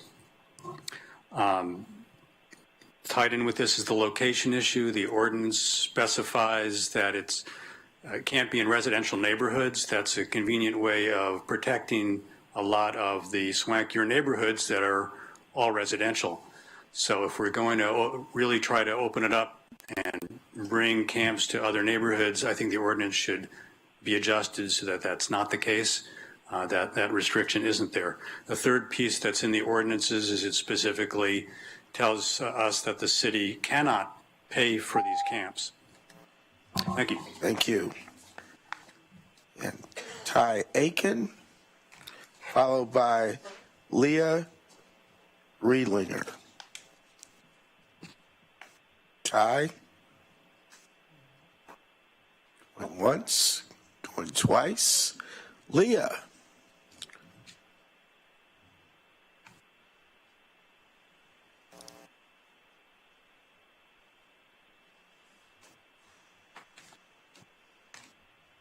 Thank you. My name is Leah Riedlinger, and I live in Ward 3. I'm a graduate student studying social work here in Eugene, and I wanted to share with the council and the public here today a project that I'm working on that I believe will be a valuable component for the downtown strategy to improve communication between businesses, housed residents, and unhoused residents. The project that I'm working on is called Lunch Match, and as the name suggests, it's about matching up individuals in different situations, housed, unhoused, and to have small discussions over lunch to get to know one another and to build community and to normalize one another's lives. Lunch Match is inspired by the belief that face-to-face conversations between human beings will strengthen our faith in our community and our capacity to share the downtown space because we will know each other. Ideally, conversations will transform fear and stereotypes into genuine, caring relationships, and I believe these grassroots connections are necessary as a foundation to build legislation that has the whole community as its priority. I have personally been inspired to build community by the many unhoused individuals that I've met and befriended through my professional experience here in Eugene. I've worked at Oregon Social Learning Center, at Catholic Community Services, and I'm currently interning at Occupy Medical and Opportunity Village. I hope to partner with some of these agencies and others in Lunch Match, and I'm here to ask you this evening for your support in this project and to consider it along with other solutions as a viable downtown strategy looking into the future. The first Lunch Match will be held in February at the original House of Pancakes, and I'm happy to speak with anyone who is interested in learning more and share emails. Thank you. Thank you. And we have Sylvan Magnus, followed by Lydia Lord.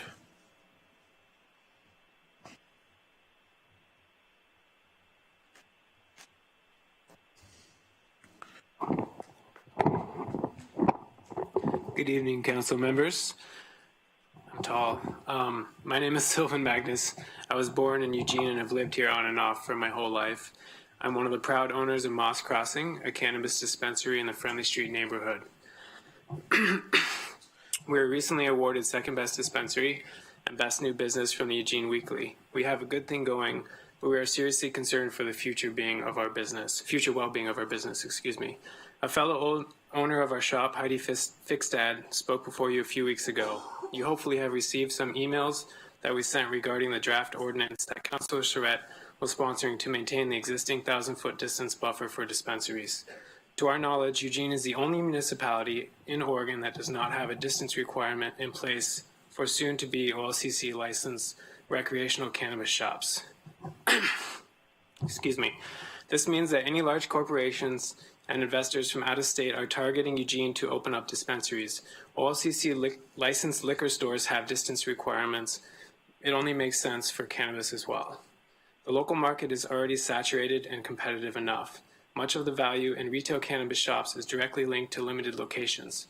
Changing these restrictions would directly target Eugene's existing local shops, devaluing our investments and putting to risk years of extremely hard work.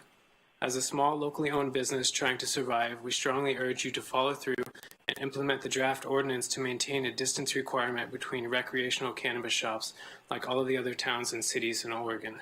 Any updates or information on the status of the draft would be very much appreciated. If you have any further questions, please let us know. Thank you so much for your time and have a wonderful evening. Thank you. Lydia Lord, followed by Douglas Bovey.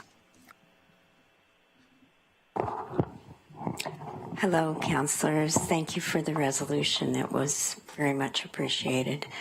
I am Lydia Lord. I live in Eugene in Ward 7, but at the very, very northern end of Ward 7. My husband and I live in the house I grew up in, and so I've been there a long, long time, and I have very deep roots. A few months back, Mike Kinnison, who was then in charge of the Rest Stop program, came through our neighborhood saying he and his group were hoping to put a rest stop in the undeveloped park right behind my property. I was thrilled. We have had illegal homeless people all along the back and sideline of my property for 10 years or so. I would much rather have homeless people in a camp with supervision and some facilities and people who have been vetted, at least to some degree, to be trying to better themselves. I could not see anything wrong with this program.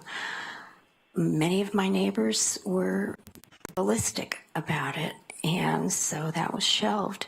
I still think it's an ideal site It's right next to the eWeb property.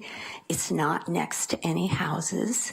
I think I would probably be the most affected property owner in the neighborhood because my property is 1.25 acres and it's all along that fence line.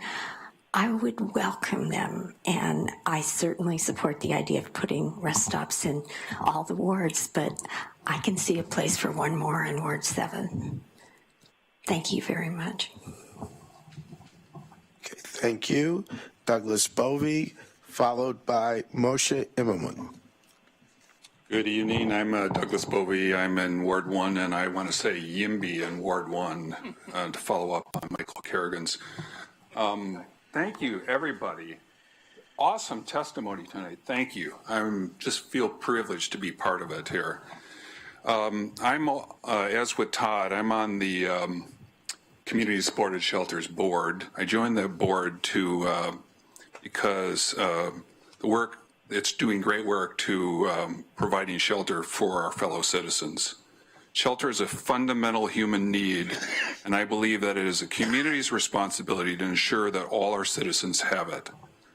Life in the 21st century Western society can be brutal, and some people, due to illness or upbringing, are temporarily unable to fend for themselves. I want to help these people have food and shelter, and I hope that our entire community wants to do the same. The Safe Spot program is working and deserves expansion. I would like the city of Eugene, along with Springfield and the other communities, to support the programs with annual payments. And nobody's talked money, but I propose a starting point of $200,000 a year. And to use it and put it in all the wards, not just in Whitaker. So I bring to your attention, many of you probably already know it, providing the unhoused a review of transitional housing strategies in Eugene. It's an excellent document, readily available online. It was put together by the University of Oregon in a community planning workshop related to testimony tonight. One of the conclusions, the Rest Stop program and Opportunity Village are working. We need to support them and promote them. Regarding spreading out putting them in different areas, monitor the geographic location. Okay. Moshe? Don't forget your paper. Don't forget, you got your tablet there on the. Good evening, sisters and brothers, friends, fellow citizens, city councilors. I'm Moshe Immerman. My Tibetan name is Dechen Dorje. I'm an American Tibetan Lama. In Bhutan, when we greet each other, we say Kuntu Zangpola, which means the primordial Buddha in me greets the primordial Buddha in you. The way we greet each other can potentially bring out the best in each other, just like Joni Mitchell sang. The group here tonight has tremendous heart and spirit and intelligence and pragmatism. I'm former incident commander of interagency medical teams in the National Park Service, 4 national parks, and was professional medical herbalist and biologist at 5 advanced vitamin urban enzyme companies. I'm very practical. Trillium stole millions of dollars from us. They gave $5.8 million to President Terry Copeland in secret, and you can't go to their board meetings. Lane County gave millions of dollars to Trillium, but not for that purpose. I'm asking that you unanimously move to hold a hearing, about encouraging Lane County commissioners to claw back, to sue Trillium for the millions of dollars they stole from us. This money can be used for creative things like providing natural multiple vitamins, brain support formulas so people can think clearly while they're out in the cold, wet, and dark, and promote Opportunity Village and other creative things. There's tremendous creativity here, and we could unleash it and converge it at much higher levels. It's already happening, but there's more to come. What we need is more heartfelt, intuitively wise community, and we need it well-funded. We can be a model. Let's take the money back from Trillium. It's our money. They stole the Medicaid and Medicare money. It wasn't supposed to pay $5.8 million to Terry and tens of thousands to their board. Let's stay brothers and sisters more deeply than ever and stay very practical, thoughtful, and peaceful. Thank you. And that concludes the public forum for this evening. I'll close the public forum, and I'll ask councilors for their comments. And Councilor Surratt, followed by Councilor Brown.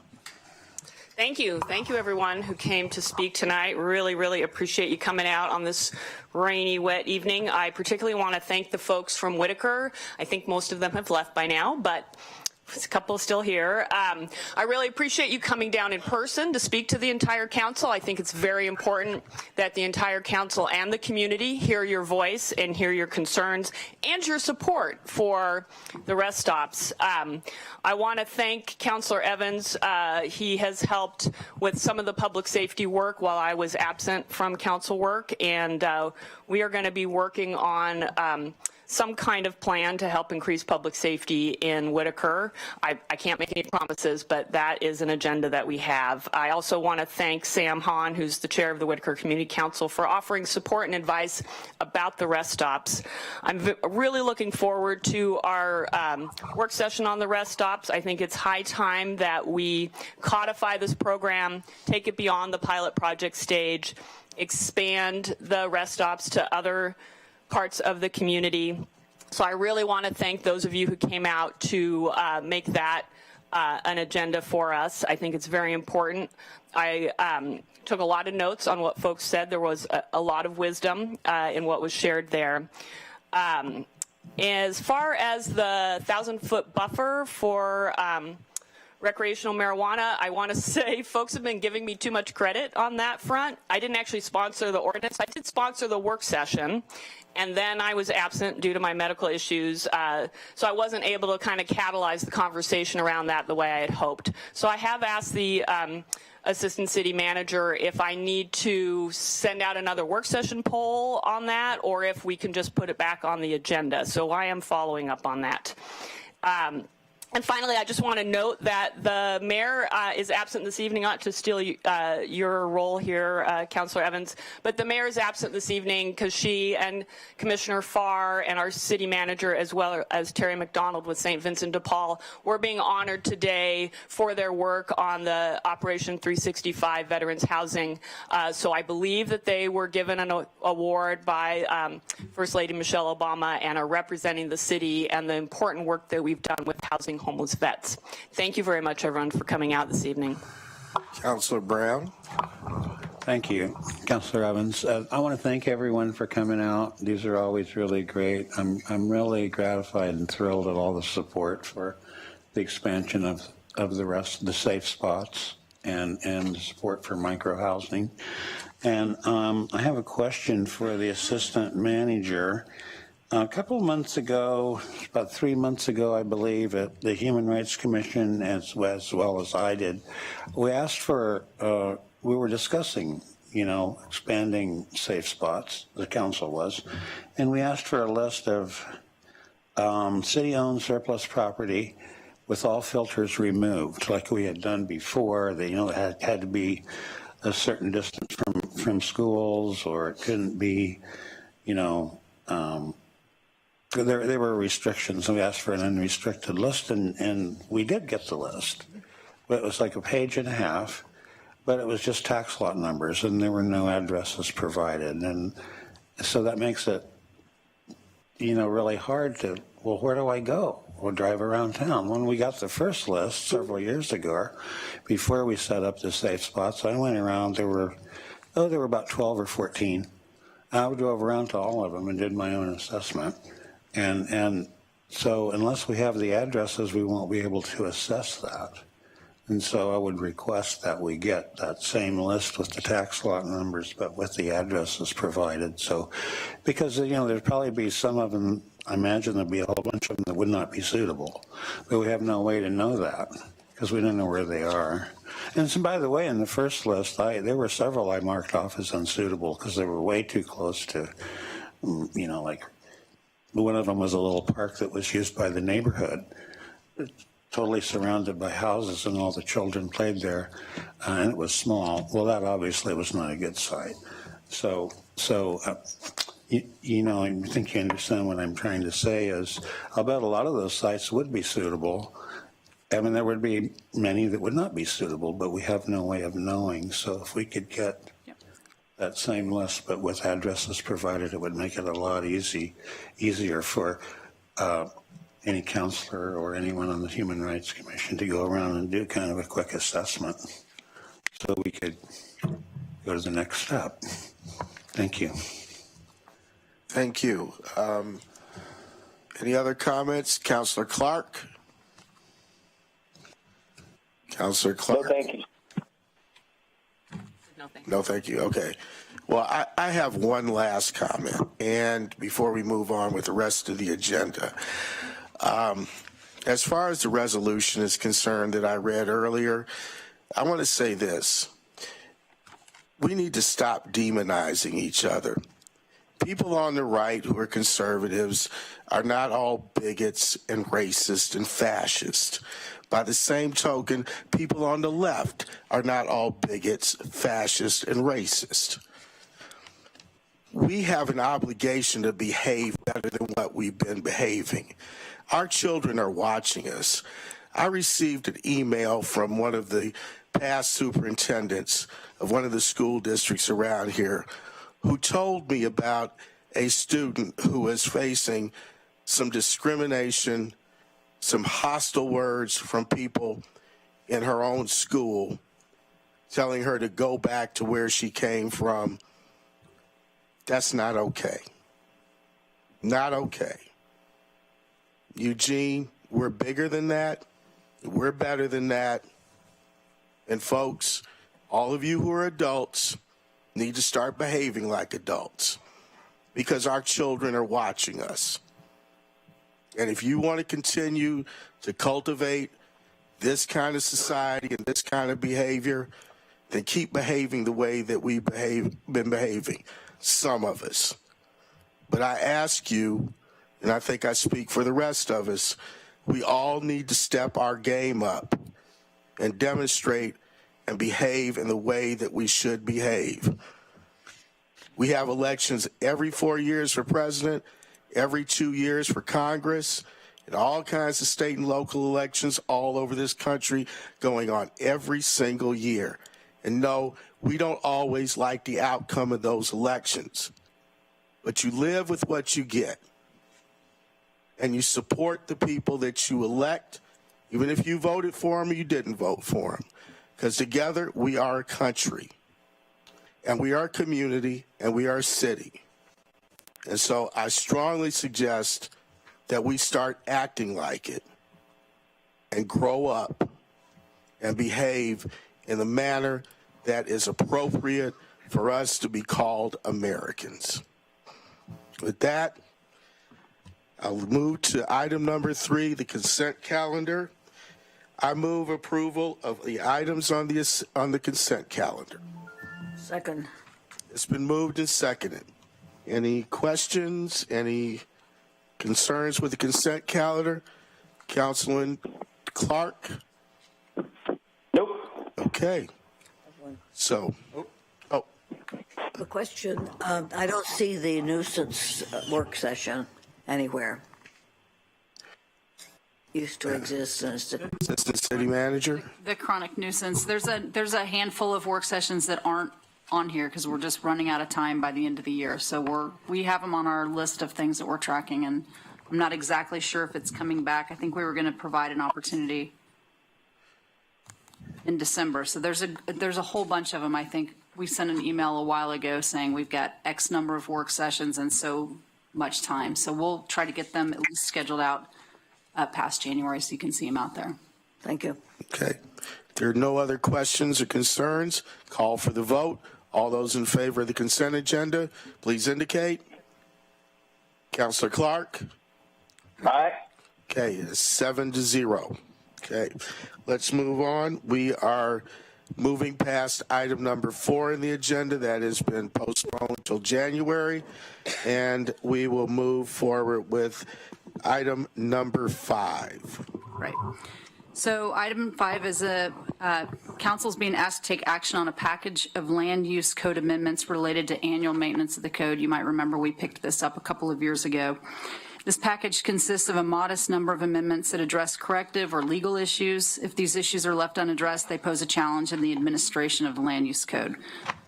To ensure that the code maintenance amendments remain manageable within existing resources, they do not address policy issues or topics associated with other planning division work program items. So they're intentionally small items. Any questions for the Assistant City Manager? Okay. I move to adopt Council Bill 5159, an ordinance concerning annual maintenance of land use codes. Second. It's been moved and seconded. Any questions? Any issues? Councilor Clark? Nope. Okay, seeing none, we'll call for the vote. All those in favor signify by the according sign. 1, 2, 3, 4, 5, 6. Councilor Clark? Aye. Okay, that's 7 in favor, none opposed. Motion passes. So we move on to item number 6, which is the work session, Human Rights Fiscal Year 2017 Work Plan and Fiscal Year 2016 Annual Report. Human Rights Commission. Just give a second for people to come up to the table, and I'm going to have Jennifer Vanderhagen. You're here.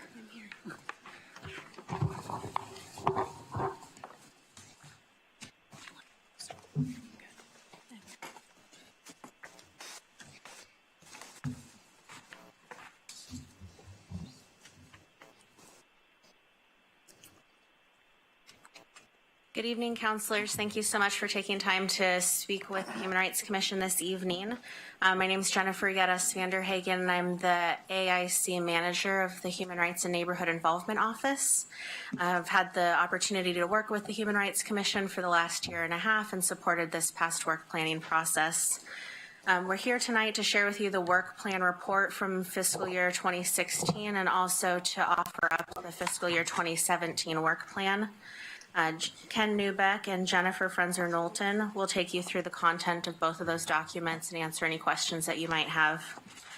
As you're all aware, boards and commissions that serve the city of Eugene play a critical role in maintaining the vibrancy of our city. And so I just want to take a moment to really thank the Human Rights Commissioners. The volunteer commissioners give countless hours to advancing our work as the Human Rights Commission in very close partnership with the city. And I think the results are pretty amazing. This year, the Human Rights Commission hopes to identify ways to serve as a resource for the City Council and continuing in their work. The City Council and Human Rights Commission both have goals that align with one another and support each other. This synergy can certainly offer opportunities for shared strategies and collaboration. In the coming year, the Human Rights Commission plans to implement this work plan in order to advance our city towards human rights together. Okay, we have two presentations. I'm going to talk a little bit about the accomplishments of the current year. Can you hear me okay? Okay. And then Jennifer will talk about the work plan for the coming, or actually the existing and coming fiscal year. But I think it's fair to say that the Human Rights Commission was extremely active this last fiscal year. As the AIS mentions, we put in hundreds of hours outside of the monthly meetings. There was an enormous amount of work put in not only by the commissioners, but also by community members that were invited to become part of work groups, and in particular the homelessness work group. And maybe Jennifer can comment on that later. As an entity, the Human Rights Commission listens to the community. I think a good example of this is the focus groups that we've been conducting. One of the things that we realized is that we really had not done outreach and listened to different communities of color in the community, and the trans community, and the LGBTQ community. I don't think we'd ever had focus groups with the Muslim community. So we started out a process of doing this. We've done 6 of the I think we've done actually more than 6. We've probably done 8 of them now, and we have about 3 more to do. So This is an example of the way in which we really strive to listen and hear what people are saying. And you'll see some results coming out of those focus groups when we come up with a report on what we've learned. And I think it's particularly crucial that we were doing this because we didn't know what the outcome of the elections would be and how the climate around fair treatment and anti-discrimination might shift for some people. So that's an example of how we listen. We also reach out to raise awareness of different human rights issues in the community. For example, Jennifer was one of the ones who organized the downtown youth homelessness event in which we tried to involve youth who are homeless in various activities to get them aware of some of the services that were out there that they could use, and also make it kind of a fun day for people who often don't have a whole lot of fun during their day. So this was something we did. Our impact as a Human Rights Commission is magnified through the collaborations that we have with community groups, and we provide support, sometimes financial support, and small amounts of money to events that people are putting on. A good example would be the Transgender Day of Remembrance. Current month is Transgender Month, and we will be having the Transgender Day of Remembrance again this month. I think I've been to the last 5 or 6 of them, and I was really moved the last time because I was actually asked to come up and read some of the names of folks who had been killed during the course of this year simply because of who they were, not because of anything they had done. So this is something that we continue to do to try to provide some sense of safety and welcome to people here in the community who are transgender. We also, of course, do the Martin Luther King Day celebration, and we give awards to people to recognize their contributions in the community to race relations and to human rights in that area. One I recently went to was called Ending Veteran Homelessness Celebration of Success. This met over in Old Baker Park. It was basically groups of people who had been homeless, who were vets, and who had found housing through the 365 program, and they were delighted to have somebody from the city show up and express an interest in what they were eating. And so we really have some opportunities to meet people in different ways that help us to understand better what's going on out there in the community. We also share our human rights perspective and learn through the liaisons which we have with other boards and commissions. As you well know, we have a voting member on the Police Commission. We're active participants there. We also have a voting member on the City Staff Board, which is entirely made up of city staff plus a Human Rights Commissioner, and that's the Equity and Human Rights Board, which oversees the ways in which human rights and equity are being implemented within the city organization. We're often asked to share our perspective or bring it to bear on projects and people or projects and proposals which have human rights and social equity implications. And sometimes people look at the projects that they're working on and they're not quite sure what the social equity and human rights implications are. But a couple of the ones we've been, among the many ones we've been pulled into, is the whole issue of smoking downtown, a smoking ban downtown. And how could that be implemented equitably when you have people who are quite affluent who can go smoke in their cars, who can go smoke in their homes or in their backyards, or who can smoke in smoking areas attached to bars and restaurants downtown. And then you have people who are unhoused who, if there were a ban on smoking, wouldn't really be able to smoke anywhere because they're constantly out in areas in which they're not permitted to do that. So, we just raise those issues to get people who are talking about this and planning to think about it. There was also the Railroad Quiet Zone. You might not think that the Railroad Quiet Zone had much to do with human rights. But again, this whole issues of equity, is this the best place to spend money at this particular point in time? And so there were some pretty rousing discussions around the social equity issues attached to that.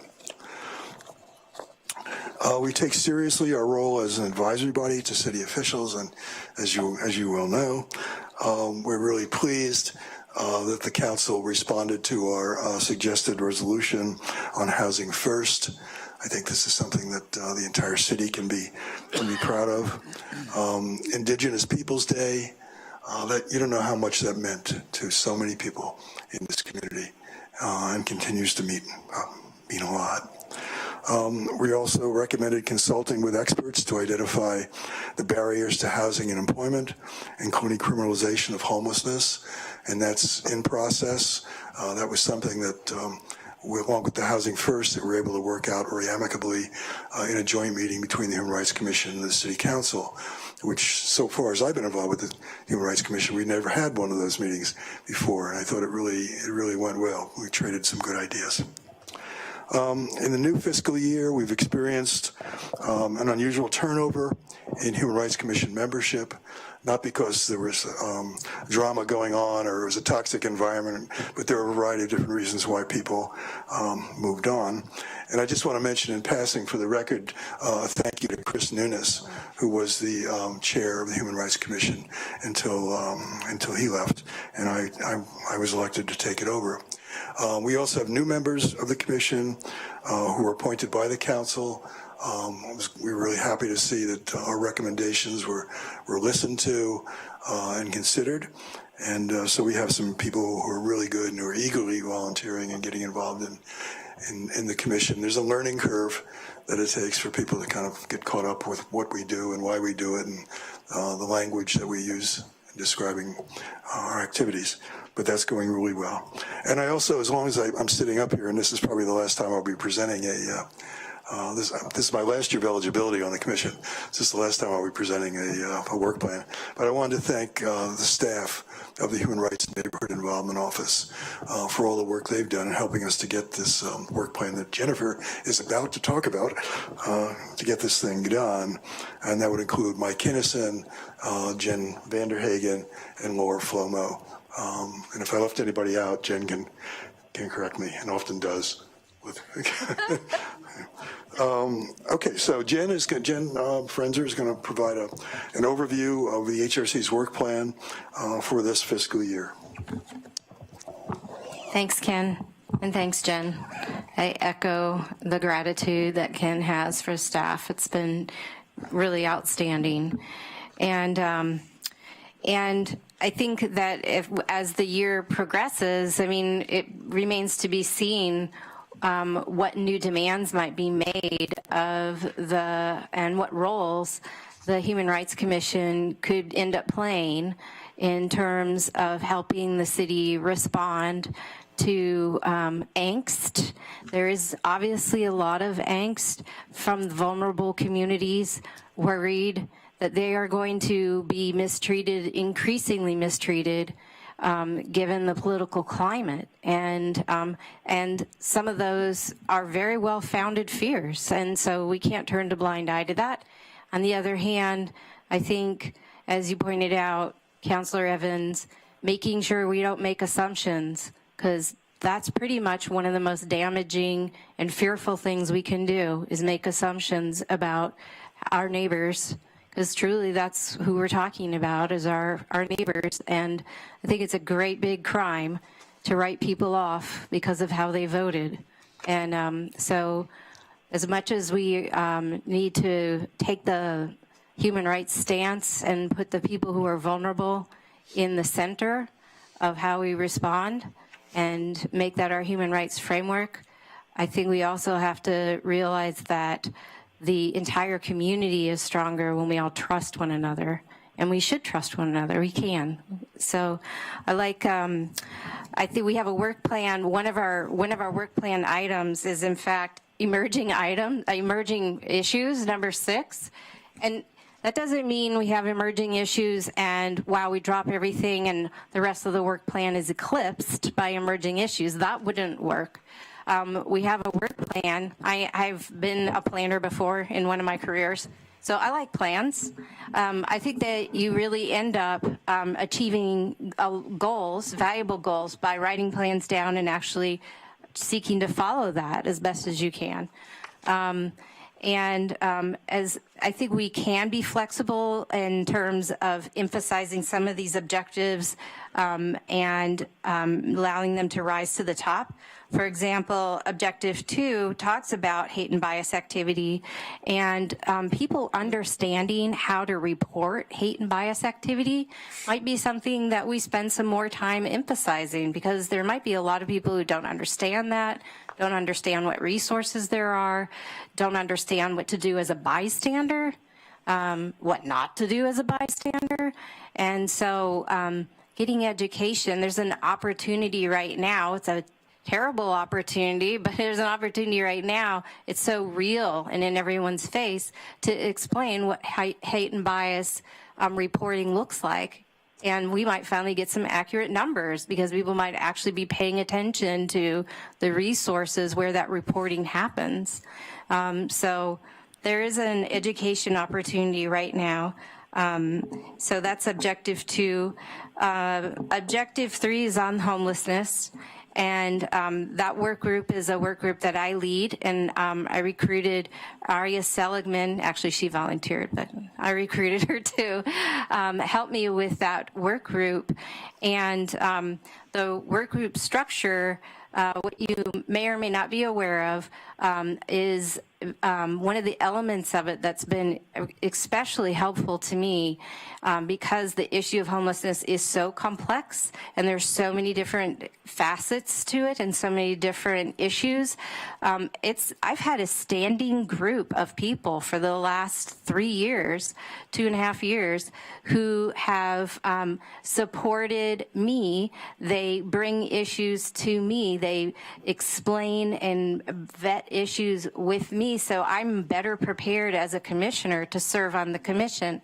And I realize as a commission, we reach out to the community and sort of take a litmus of the community, what's high on the community's concerns, and so we can bring it to you as a council, that we do that outreach for you. But really, we need community members helping us to do that. And so I have a group of work group members who meet twice a month, every Tuesday at noon, or every second and fourth Tuesday at noon, who have been amazing and who have volunteered their time.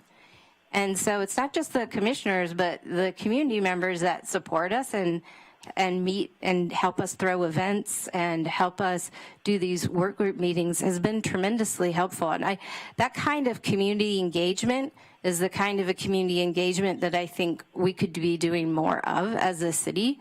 And the people who show up, they show up when they can, but pretty consistently. And so that level of volunteerism in our town is pretty amazing. I recently was looking at the applications for filling Chris Nunes' position, and many of those folks all stated they wanted to help with homelessness. So there's a huge outpouring, and being able to have more and more community engagement, I think, will strengthen our response and strengthen our sensitivity to what's really needed. So I support that. I support that structure that we have right now. So Objective 4, this one is more about capacity building, and I think that we could be doing more when we are recruiting to make sure that we have, we've reached out to vulnerable communities and actually given vulnerable communities more opportunities to get the skills they feel they would need to serve on the commission. So we're not just cold calling everybody or trying to call every friend and trying to convince them to come on board, but actually giving people who are a little bit timid a chance to step forward by giving them opportunities to see what it takes and what skills might be needed. So Objective 4 and Objective 5 is new.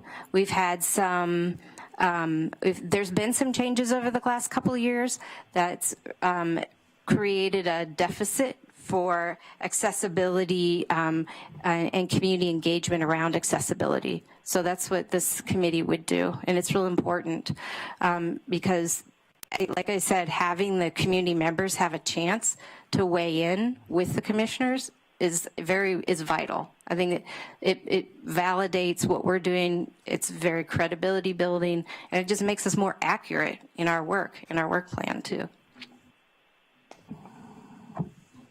So I guess we have time for questions. We weren't told exactly how much time we have for what we're doing here, but we really would like to entertain any questions that you may have. Councilors, Councilor Surratt, Councilor Brown, Councilor Pryor. I actually don't have any questions. I just have praise and thanks and gratitude. Yes, the Human Rights Commission work is, I think, more important now than ever.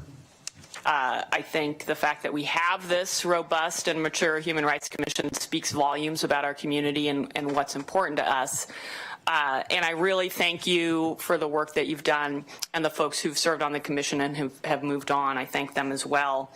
I really like, Jennifer, what you said about finding a way to let more folks in the community know that you exist and that you're a resource and that you're a place that folks can come to if they feel they've been a victim of a bias crime.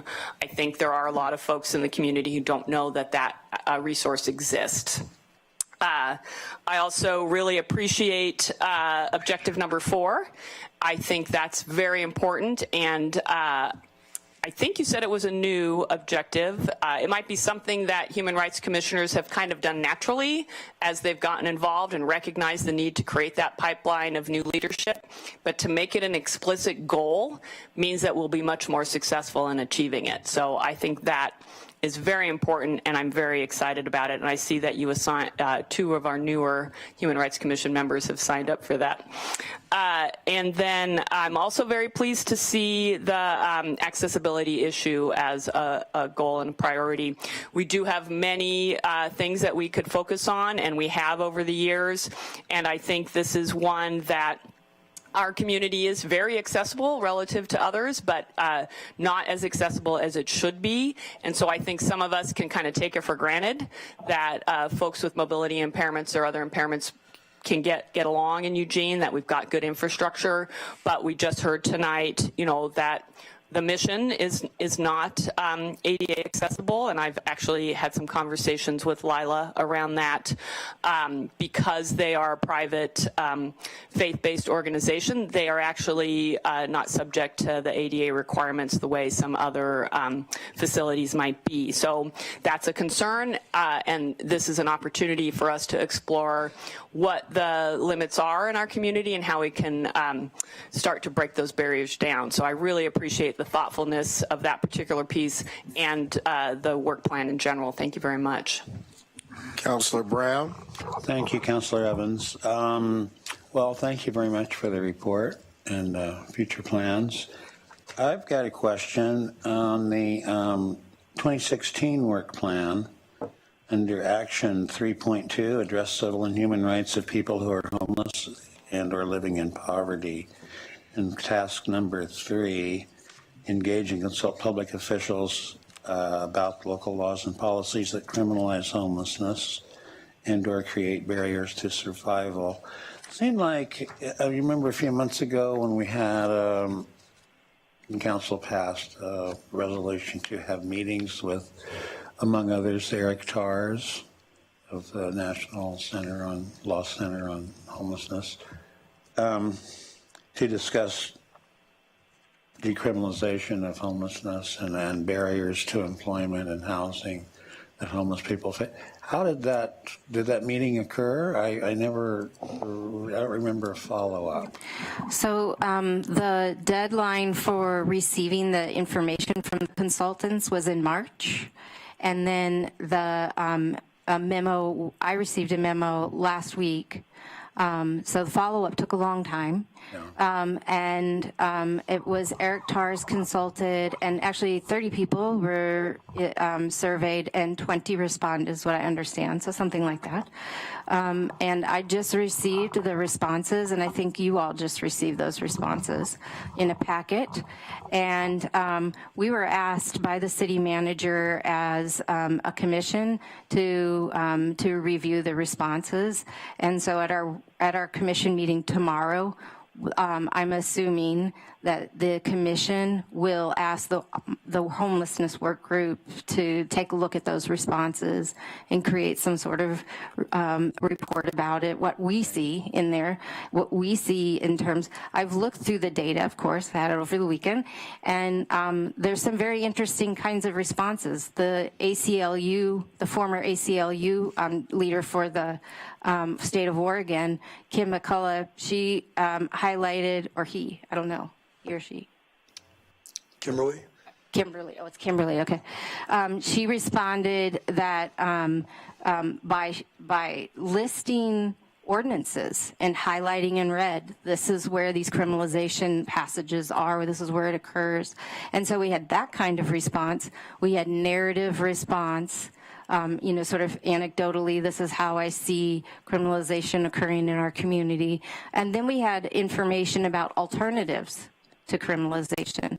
This is what would be a more productive, more economic response. And so I think as a work group, our task will be to take a look at things that might give city council good guidance, but I mean, you'll be going through the packet and taking a look for yourselves at what resonates. We'll tell you what makes the most sense to us to pursue, especially the alternatives. Yeah, good. I don't recall receiving that information. I don't think we have. We have not haven't received received it anything. yet. I'm really looking forward to seeing that. So, do you want my copy? Maybe we did, but I don't recall seeing it on my computer or in a packet. That sounds like it was in Thursday's Assistant packet. City Manager. Oh, it was? Okay. Hearing from behind me, it was in Thursday's packet. That thick with a staple in it. I remember. It was a book. It was 50 pages. Yeah. I don't think I got it. Yeah, I remember getting it. Okay, well, I can always get a copy then, and I mean another copy, I assume. It's great reading. Yes, okay. Well, great, thank you. Thank you. Thanks for asking. Looking Yeah. forward to that. Me too.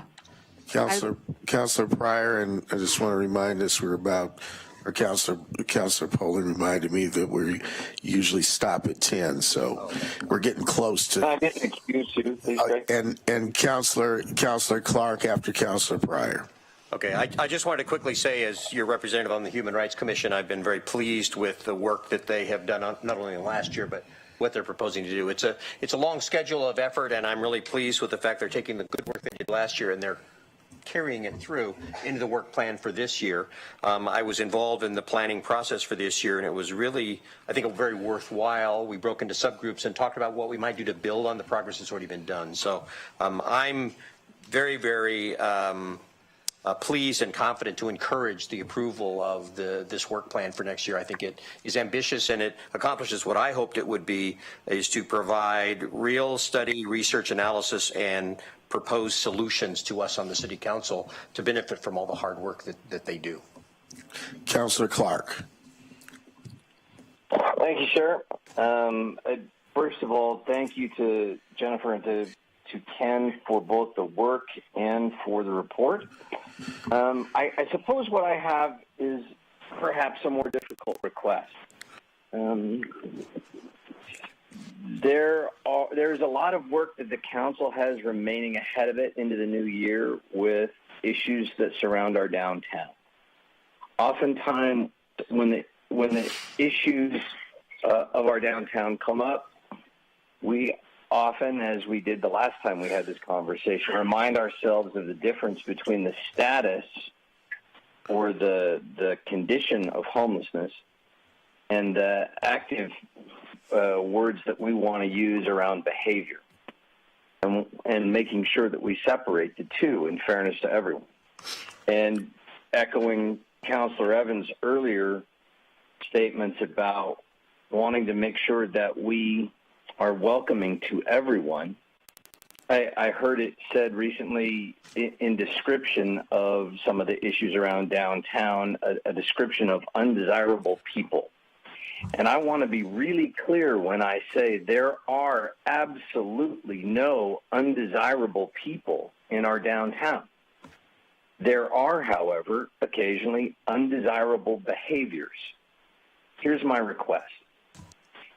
Can you assist council by giving us at least some ideas or thoughts around better language to be able to have that discussion fairly and intelligently so that we're addressing the issues of concern to some citizens, but being compassionate and empathetic to everyone? Is that something we can request of the Human Rights Commission? Certainly, I think you could request it, and it might be part of the report that we issue back to you in response to your request around the Eric Tars et al. Advisors with regard to barriers and so forth. No, I'm very sensitive to what you're asking, Mike, and you know, I have difficulty sometimes totally and absolutely separating out status and behavior, because in many cases people are engaging in certain behaviors because they are homeless and being penalized for that. And it's not quite the same thing as the sorts of criminal behaviors that I think you're most concerned with. Both get criminalized. Some should be criminalized. Others should not be criminalized. So it's a pretty complicated situation. Actually, Ken, I apologize for the interruption. I'm actually speaking more along the lines of I'm trying to solve the conflicts that we often have at council amongst those who write us, amongst those who testify before us, about behaviors that don't rise to the level of criminality, but that are at the same time can be fairly described at times as antisocial behaviors. You can have, I guess I would more kindly describe it as undesirable behavior. And so certainly we don't want to make an expansive criminal code of such things, obviously. But we need a better way to be able to discuss it civilly. And that's what I'm asking for, is the kind language that one uses for appropriate separation of behavior from condition.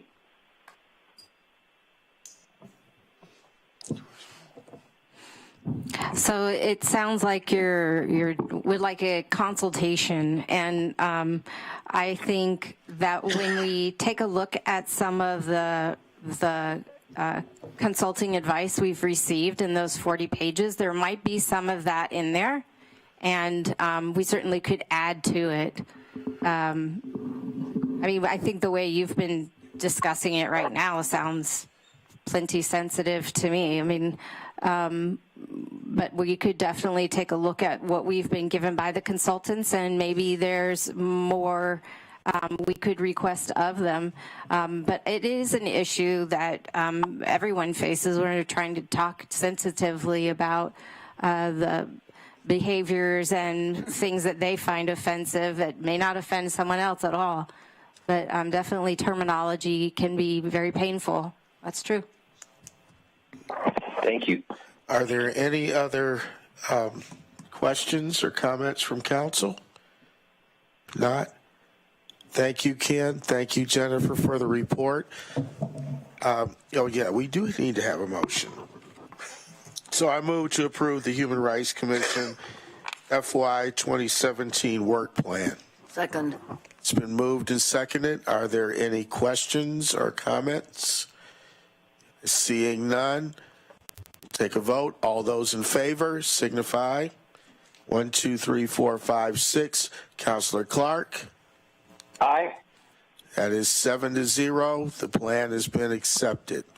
Thank you very much. Thank you, councilors. With that, we are at about 4 minutes before our scheduled pumpkin time to close out.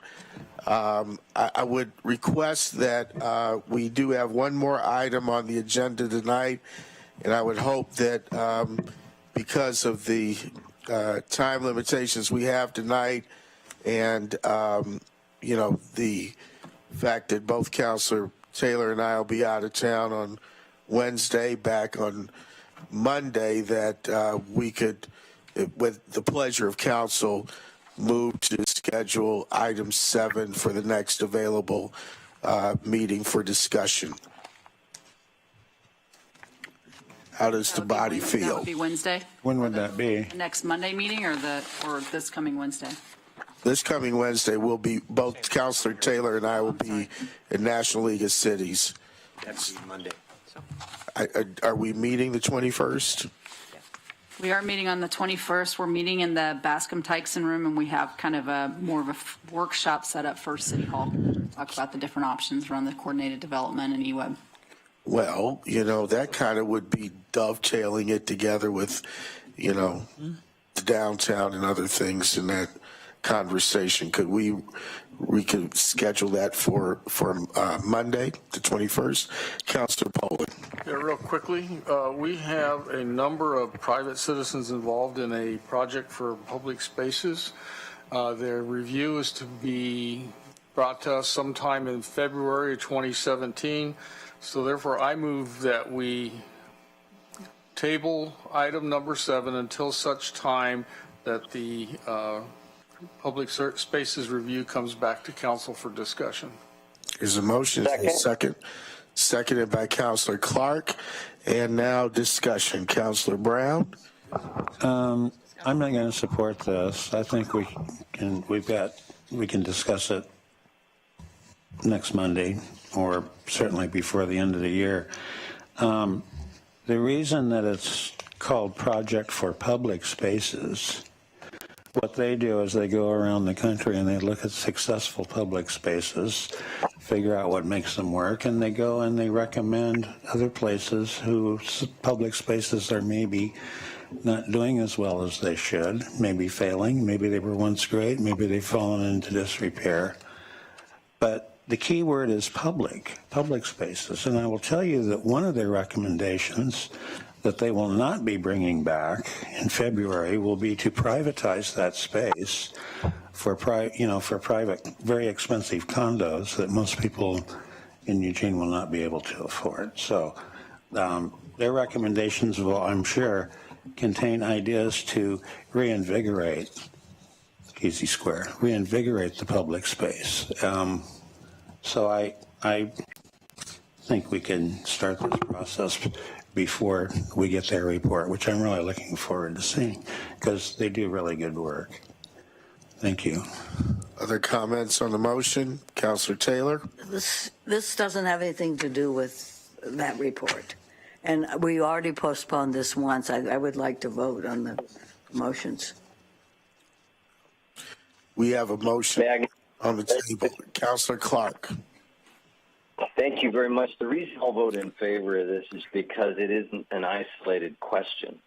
It's dependent on work that's being done in multiple phases around what we're doing to reimagine downtown. And I think it's jumping the gun a little bit to decide on a small particular portion of downtown before we look at the whole thing in context. So I'll be in favor of the idea of making a more holistic plan. We have a motion to postpone this item till February. Any other comments? Seeing none, then we'll vote. All those in favor of the motion signify by saying aye or raising your hand. 1, 2, 3, 4. Councilor Clark? Aye. It's 5. Those against? 1, 2, 5 to 2. We will postpone this item until February. And then we are adjourned for the night.